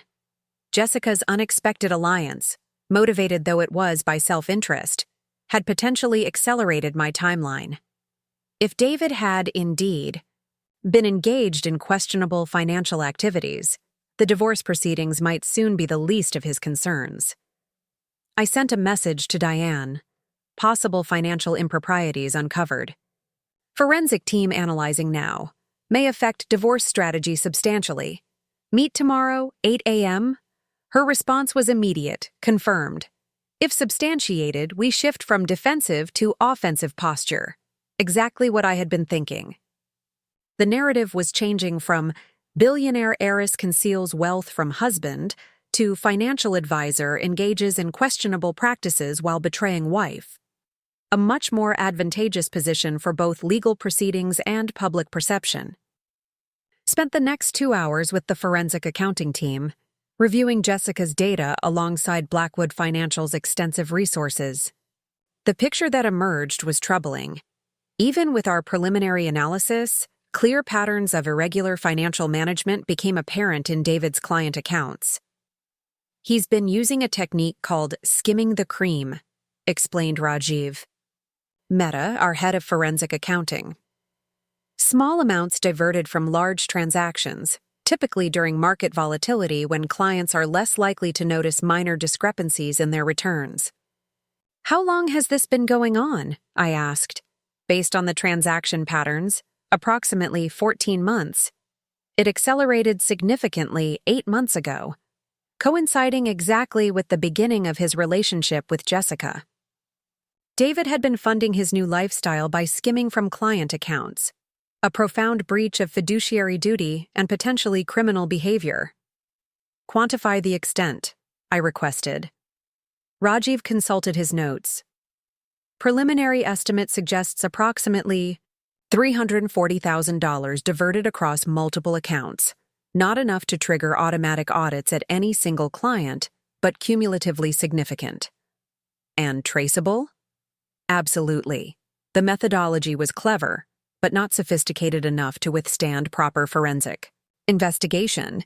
We can document the full trail with another day's work." I considered the implications carefully. This information transformed the dynamic entirely. David was no longer merely a husband who had left his wife and taken their savings. He was potentially a financial advisor who had violated his professional ethics and possibly the law. "I want absolute confirmation before we proceed," I instructed. "No suppositions, no extrapolations. Hard evidence only." "Understood," Rajiv nodded. "We'll have comprehensive documentation by tomorrow morning." The offer was clear. Behave appropriately in the divorce, and I might refrain from pursuing the full implications of his financial misconduct. "I need to think," he muttered, the fight suddenly gone from his voice. "Take tonight," I advised. "But understand this, David. If you speak to Boston Magazine or any other publication about me, about our marriage, or about Blackwood Financial, the full documentation of every irregular transaction associated with your practice will be in the hands of regulatory authorities by noon the same day."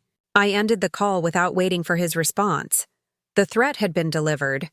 Now David would have to decide which he valued more, revenge or freedom. Charlotte appeared at my office door. "The car is ready whenever you'd like to head home." "Thank you." "You," I replied, gathering my things. "Has the security team completed their sweep of the house?" She nodded. "All clear. Additional personnel will remain stationed overnight as a precaution." "Good. I expect tomorrow may be eventful." As my car navigated the evening traffic back to Beacon Hill, I reflected on the rapid evolution of events. What had begun as a controlled revelation of my true identity had escalated into potential exposure of criminal financial misconduct. The divorce that David had initiated thinking he was leaving a financially naive children's book illustrator had transformed into a high-stakes battle he was utterly unprepared to fight. My phone chimed with a final update from Marcus. "All preparations complete for morning operation. Legal team standing by. Regulatory contacts briefed off record. Tomorrow would mark the beginning of Phase 3, no longer simply about reclaiming my identity, but potentially about ending David's career." The scale of consequences had expanded dramatically, yet I felt no hesitation. David had made his choices: to betray our marriage, to take what he believed was our joint savings, and most damning, to betray the trust of his clients. Now he would face the consequences of those choices with the full force of Blackwood Financial's resources aligned against him. As my car pulled into the private drive of my Beacon Hill home, I felt a surprising sense of calm. Tomorrow would bring chaos for David, but for me, it would bring the next methodical step in dismantling the elaborate deception that had defined the past 15 years. The endgame was approaching, not just for my marriage, but for the entire false reality David had constructed around himself. and I was finally fully prepared to witness its collapse. Dawn broke over Boston with the crisp clarity of early autumn, painting the harbor in shades of gold and amber.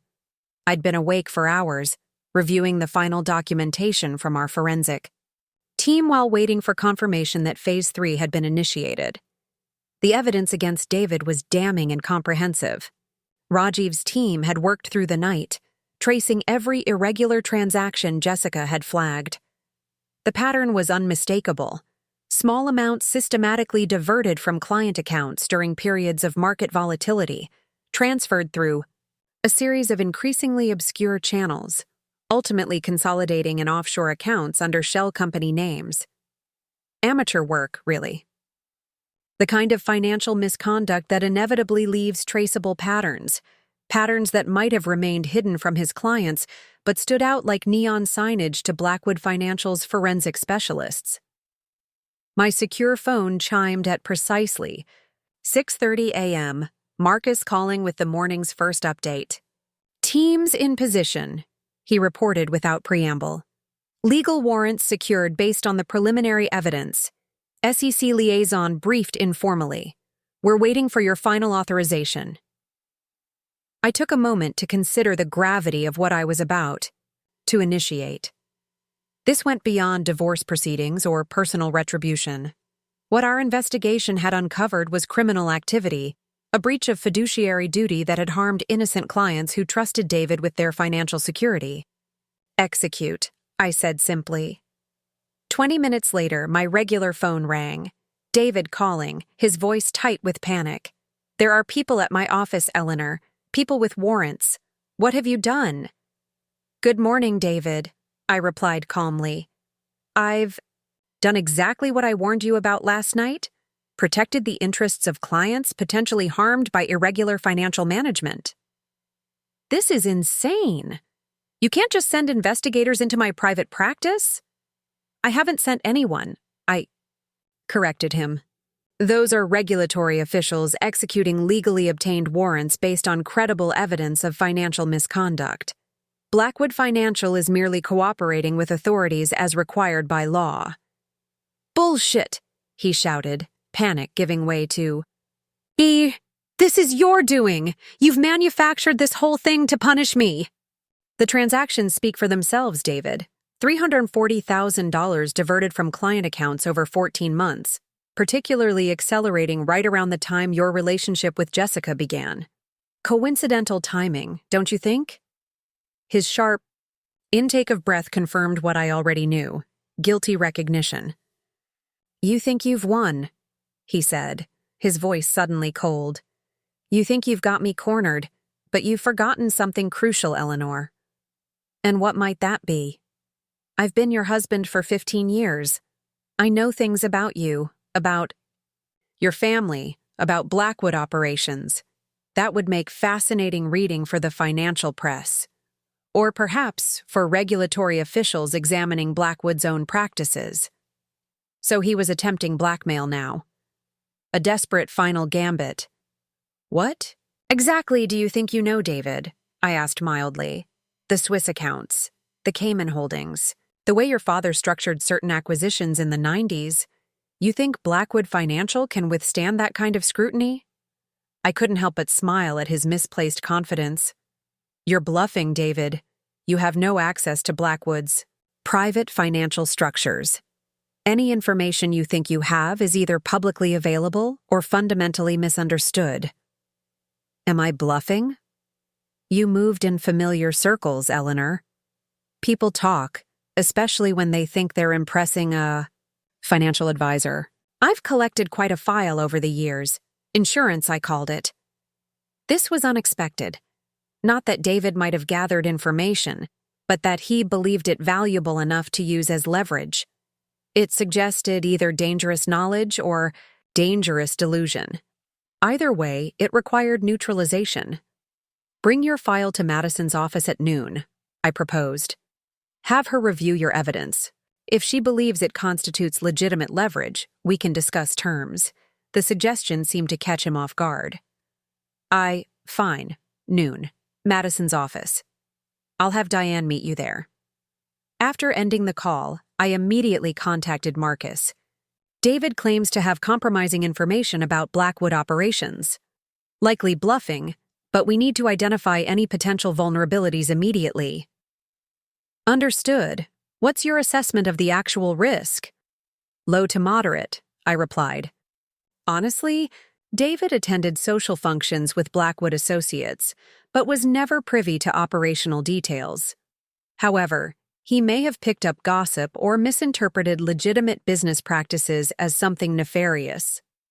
I'll have the security team compile a list of all Blackwood gatherings he attended and who was present. If there were any indiscreet conversations, we'll identify them. Good. And accelerate the SEC involvement. If David is planning some kind of counterattack using alleged Blackwood improprieties, I want him thoroughly discredited before he can make any public claims. By 9 a.m., reports were flowing in steadily from the team at David's office. Investigators had seized computers, files, and documentation. His staff had been interviewed, including several who had expressed concerns about irregular transactions but had been afraid to report them.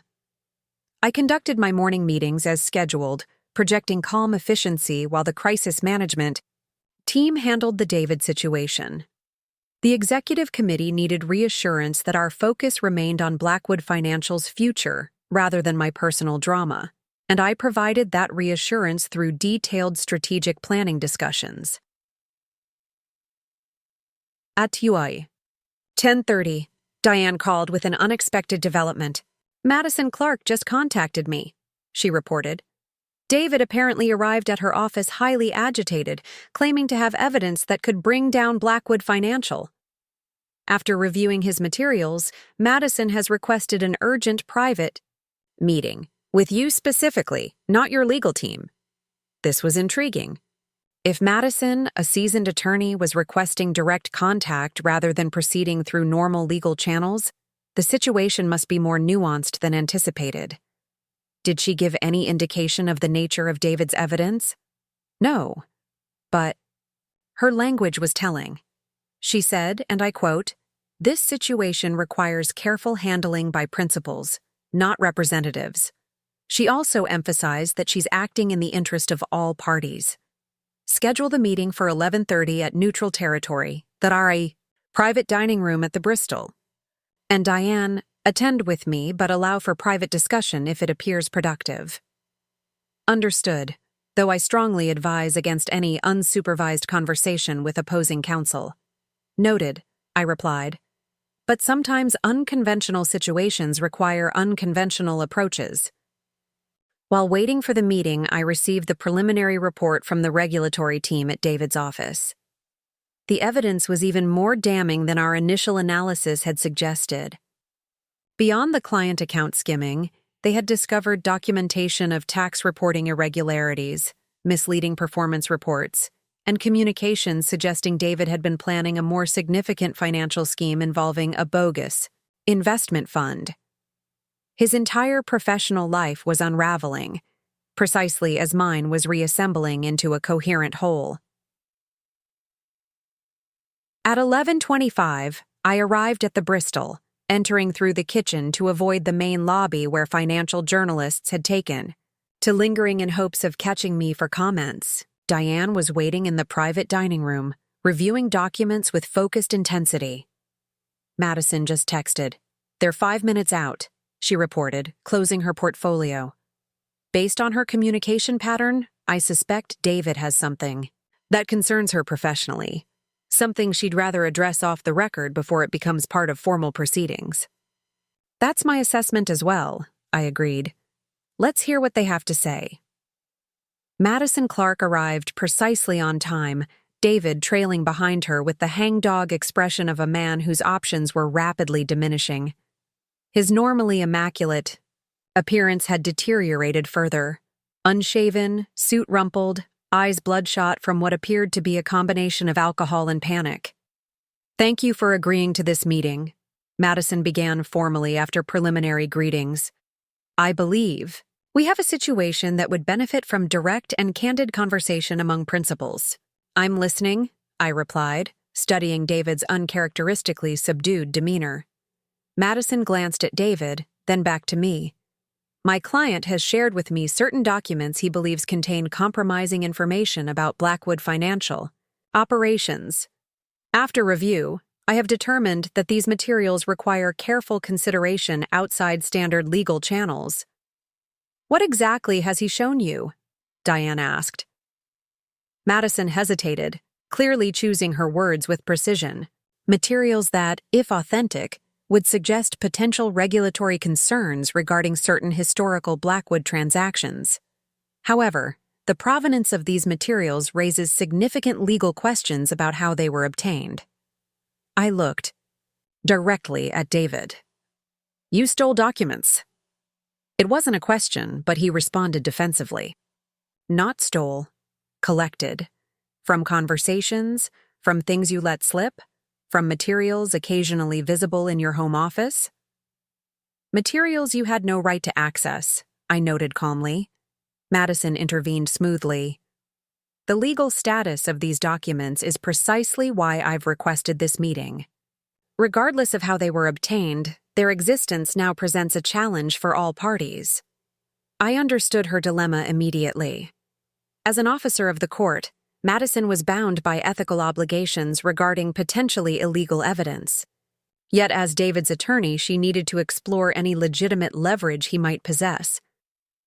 May I see these materials? I asked. Madison looked to David, who nodded reluctantly. She slid a thumb drive across the table. This contains copies of what David provided me. The originals remain secure. I handed the drive to Diane, who connected it to her secure tablet. As she scrolled through the files, her expression remained professionally neutral, but I detected subtle shifts in her posture that suggested serious concerns. After several minutes, she tilted the screen toward me, indicating specific documents for my review. What I saw was indeed troubling, not because the documents revealed actual misconduct, but because they were sophisticated forgeries of legitimate Blackwood internal communications, altered to suggest criminal financial arrangements. These are fabricated, I stated flatly. Manipulated versions of actual Blackwood documents with critical details altered. David leaned forward. Prove it. Easily, I replied. The originals are digitally authenticated in our secure database, with blockchain. Verification of every version. Your copies show clear evidence of pixel manipulation and inconsistent metadata tags. Madison's expression tightened. Mr. Reynolds, did you alter these documents?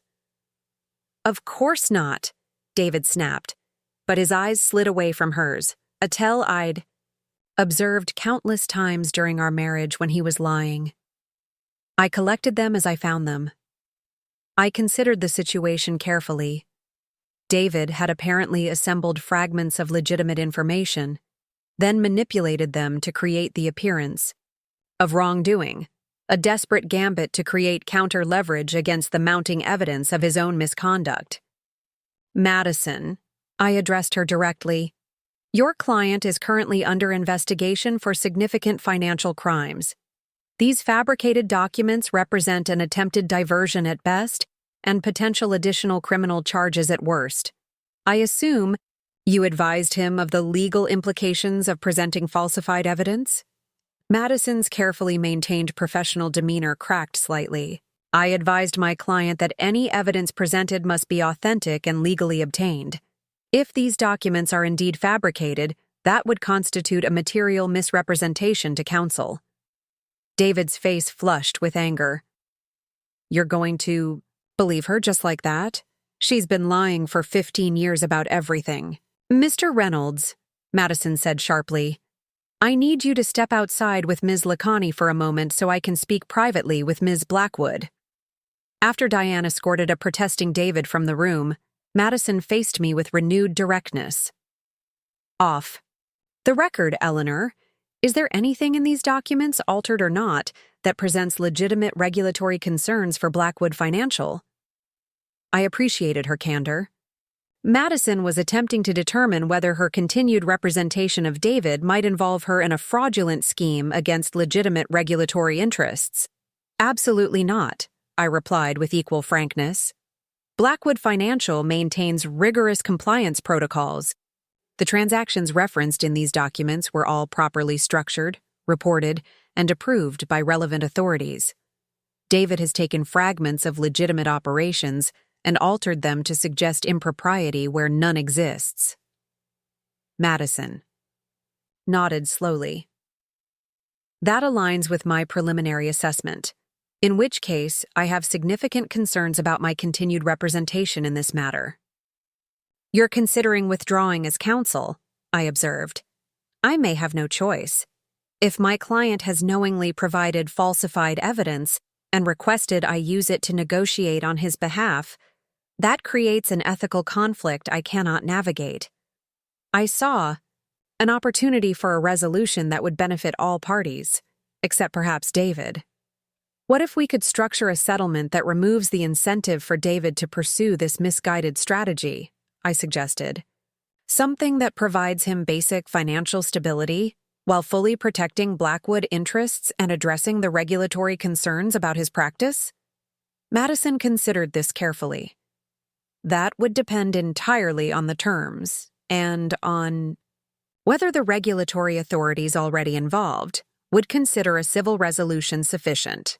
I have certain influences that could help facilitate a primarily civil resolution, I acknowledged, provided all client funds are fully restored and David accepts permanent barring from financial advisory roles. And the divorce terms? Generous? Enough to prevent destitution. Modest enough to reflect the breach of trust. No ongoing connection to Blackwood assets or operations. Complete confidentiality. Madison nodded thoughtfully. Those parameters might provide a workable framework, but you should know that David's financial situation is worse than it appears. The investigation has revealed significant personal debts beyond the client fund issues. This wasn't surprising. David had always maintained a lifestyle slightly beyond his legitimate means, a pattern that had likely contributed to his decision to begin skimming client funds. Structured payments rather than lump sum, I suggested. Managed by a trustee, to ensure appropriate use. That could work, Madison agreed. Should I bring David and Ms. Lakhani back to continue this discussion? Not yet, I replied. I'd like a moment to contact certain parties who would need to approve any regulatory compromise. While Madison stepped out to check on David, I made several rapid calls to Marcus, to our regulatory contacts, and finally to Harold Winston. Each conversation focused on the same question. Was it in Blackwood Financial's interest to facilitate a controlled resolution rather than allowing David's situation to devolve into a public spectacle? The consensus was clear. A carefully structured settlement that included full client restitution, permanent industry barring, and absolute confidentiality would best serve both justice and Blackwood's interests. When Madison returned with David and Diane, I presented the outline of a potential resolution. Here's what I'm prepared to offer. Blackwood Financial will establish a restitution fund for all affected clients, ensuring they recover every penny plus reasonable interest. In exchange for your full cooperation with investigators and acceptance of permanent barring from financial services, we'll work with authorities to focus on civil rather than criminal penalties. David started to object, but Madison silenced him with a sharp look. Regarding our divorce, I continued, you'll receive structured payments totaling $3 million over 10 years, managed by an independent trustee to ensure appropriate use. You'll sign comprehensive confidentiality agreements regarding both our marriage and any Blackwood financial matters. In return, all current account restrictions will be lifted after the settlement is finalized, and you'll receive an immediate good faith payment of $50,000 for living expenses. The amount was deliberately calculated. Generous enough to provide stability, modest enough to reflect the severity of his actions, and structured to prevent him from immediately squandering it on attempts to impress Jessica or other potential partners. $3 million? David scoffed. After 15 years married to a billionaire? 3 million more than you deserve given the circumstances, Diane interjected coolly, and significantly more generous than what you'd receive after a prolonged legal battle conducted in parallel with regulatory enforcement actions. Madison placed a restraining hand on David's arm. May I speak with my client privately for a moment? While they conferred in hushed tones at the far end of the room, Diane leaned toward me. This is extraordinarily generous considering his behavior. Are you certain about this approach? I'm not being generous, I clarified. I'm being strategic. A protracted legal battle would consume time and energy better directed toward Blackwood's future. This resolution provides clean closure while ensuring appropriate consequences. After several minutes, Madison and David returned to the table. His expression remained resentful, but the desperate anger had subsided into something resembling resignation.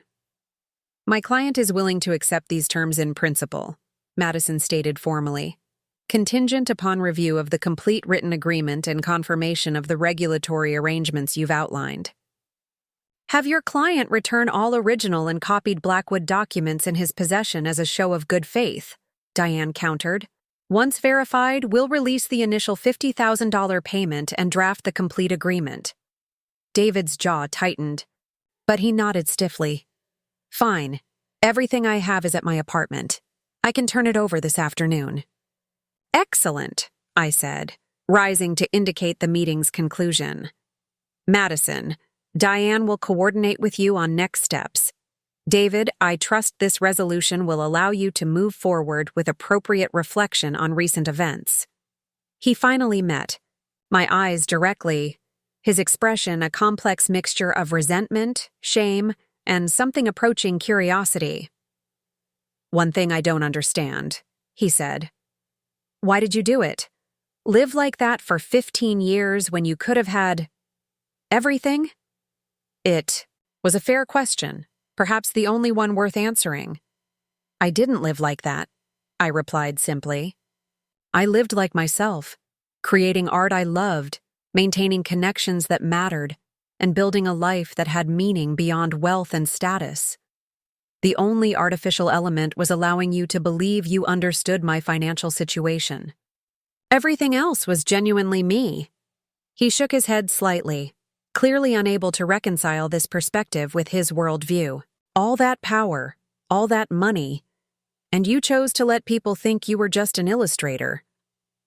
I never let people think I was just anything, David. You drew that conclusion yourself because it suited your narrative. The limitations you perceived were reflections of your own perspective, not my reality. As I departed through the kitchen exit, I felt a profound sense of closure. The final confrontation with David had been not about money or power, but about perspective. His inability to see beyond the constructs of status and financial dominance that had defined his worldview. The rest of the day unfolded with remarkable efficiency. By evening, David had surrendered all Blackwood materials in his possession. The regulatory investigation had been formally structured to prioritize civil remedies with full client restitution, and the draft settlement agreement was already circulating among legal teams. Returned to my office at Blackwood Financial for a final meeting with Marcus and the core team that had supported me through this transformation. The restitution fund is established, Marcus confirmed. All affected clients will receive full compensation plus 5% interest, a total of approximately $360,000. And David's professional status? The regulatory filing is complete. Permanent barring from all registered financial advisory roles, effective immediately. His firm's clients are being transitioned to approved advisors with clean records. I nodded, satisfied that justice had been served without unnecessary destruction. David would face significant consequences for his actions, but not the complete annihilation that might have resulted from criminal prosecution. What about the media situation? I asked Sarah, who had been monitoring press interest throughout the day. Contained, she reported. The regulatory action against David's practice is being framed as part of routine enforcement operations, unrelated to your reemergence or personal situation. We've successfully redirected media focus to Blackwood Financial's future plans and your return to leadership. And Jessica? Accepted a position with a law firm in Chicago, Charlotte interjected. Departing next week, she appears committed to maintaining distance from both David and any potential media interest in their relationship. Good, I said, feeling the last piece of this complex puzzle falling into place. I believe we can consider this chapter effectively concluded. Harold Winston, who had been quietly observing from the corner, finally spoke. Not concluded, Eleanor. Transformed. What began as a personal crisis has become a catalyst for your full reintegration into the role you were always meant to occupy. His words resonated with truth. The forced revelation of my identity, triggered by David's betrayal, had indeed accelerated a transformation that might otherwise have taken years to complete. What will you do about the house? Sarah asked. Will you stay in Beacon Hill? I considered this question seriously. The historic brownstone had been both sanctuary and prison during my years as Eleanor Reynolds. It contained memories both cherished and painful. I think not, I decided. It's time for a space that reflects integration rather than compartmentalization. I'll maintain ownership through the trust, but perhaps convert it to the Blackwood Foundation's new headquarters, educational programs, artist residencies, community engagement, a fitting transformation. Approving murmurs circulated around the table. The suggestion aligned perfectly with the Foundation's expanding mission, while honoring the house's historic significance. As the meeting concluded and the team dispersed, Marcus remained behind. Are you really at peace with how this resolved? He asked when we were alone. $3 million is nothing compared to what a court might have awarded from your actual assets. This was never about money, I reminded him. It was about reclaiming authenticity after years of strategic diminishment. The financial terms are irrelevant beyond ensuring appropriate consequences for actual misconduct. He nodded thoughtfully. And the children's books? Will Eleanor Reynolds continue illustrating now that Eleanor Blackwood has returned to public life? Absolutely, I replied without hesitation. That work represents the most authentic part of my existence during these years. If anything, integrating both identities will allow me to expand that creative expression rather than containing it. As evenings settled over Boston, I found myself drawn not to the Beacon Hill house, but to my rarely used penthouse overlooking the harbor. The space had been maintained as a private retreat during my sabbatical, a place where Eleanor Blackwood could exist without constraints when necessary. Standing at the floor-to-ceiling windows, watching lights shimmer across the water, I reflected on the extraordinary journey of the past week. What had begun with David's betrayal had culminated in a profound reclamation of self, not just my public identity and financial authority, but a deeper integration of all aspects of my existence. My phone chimed with a final message from Diane. Settlement agreement finalized. David has signed all documents. Account restrictions lifted as agreed. Divorce filing updated with confidential terms. Case closed. I smiled at the elegant simplicity of those last two words. Case closed indeed. Not just the legal proceedings, but the chapter of my life spent living in artificial limitation. Tomorrow would bring new challenges, board meetings, investment decisions, public appearances as the fully revealed Eleanor Blackwood. But it would also bring continued illustration work, creative pursuits, and authentic connections unbound by deception or strategic withholding. The woman reflected in the window glass was neither solely Eleanor Reynolds nor exclusively Eleanor Blackwood, but a singular, integrated self, wealthy beyond measure not just in financial terms, but in the freedom to exist authentically after 15 years of calculated constraint. The case was closed. The integration had begun, and the future stretched before me with unlimited possibility, unburdened by the weight of necessary deception or unwanted pretense. I raised my glass in a silent toast to that future and to the unexpected catalyst who had made it possible. In his attempt to take what little he thought I had, David had inadvertently freed me to reclaim everything I was. Sometimes, I reflected with satisfaction, justice arrives through the most unexpected channels, even through the actions of those who never intended to serve it. 2 weeks later, I sat in my new office at Blackwood Financial, reviewing quarterly performance reports while occasionally glancing at sketches for my next children's book spread across a side table. The integration of my professional and creative lives had proven remarkably seamless, as though both aspects had always been waiting to exist in harmony. Charlotte knocked softly before entering with the afternoon's correspondence. "The final transfer to David's managed trust has been completed," she reported, "and this just arrived from his new address in Providence." She handed me a simple white envelope bearing my name in David's distinctive handwriting. Curious, I opened it to find a brief handwritten note. "Eleanor, I still don't understand why you lived as you did for 15 years, but I've come to accept that I never truly knew you. Perhaps that was my failure rather than yours.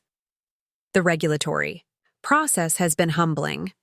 The structured agreement you offered was more generous than I deserved, considering what investigation revealed about my practices. I won't apologize for leaving. We both know our marriage had hollowed years ago. But I do regret the manner of my departure and the 15 years of assumptions that preceded it. Perhaps someday I'll understand what you meant about perspectives and limitations. Until then, I wish you well in your reclaimed life."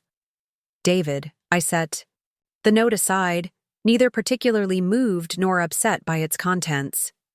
David's limited self-awareness was exactly what I had expected, sufficient to acknowledge wrongdoing, insufficient to truly comprehend the nature of our relationship's fundamental imbalance. But that was no longer my concern. His journey toward understanding, or not, would unfold entirely separate from mine.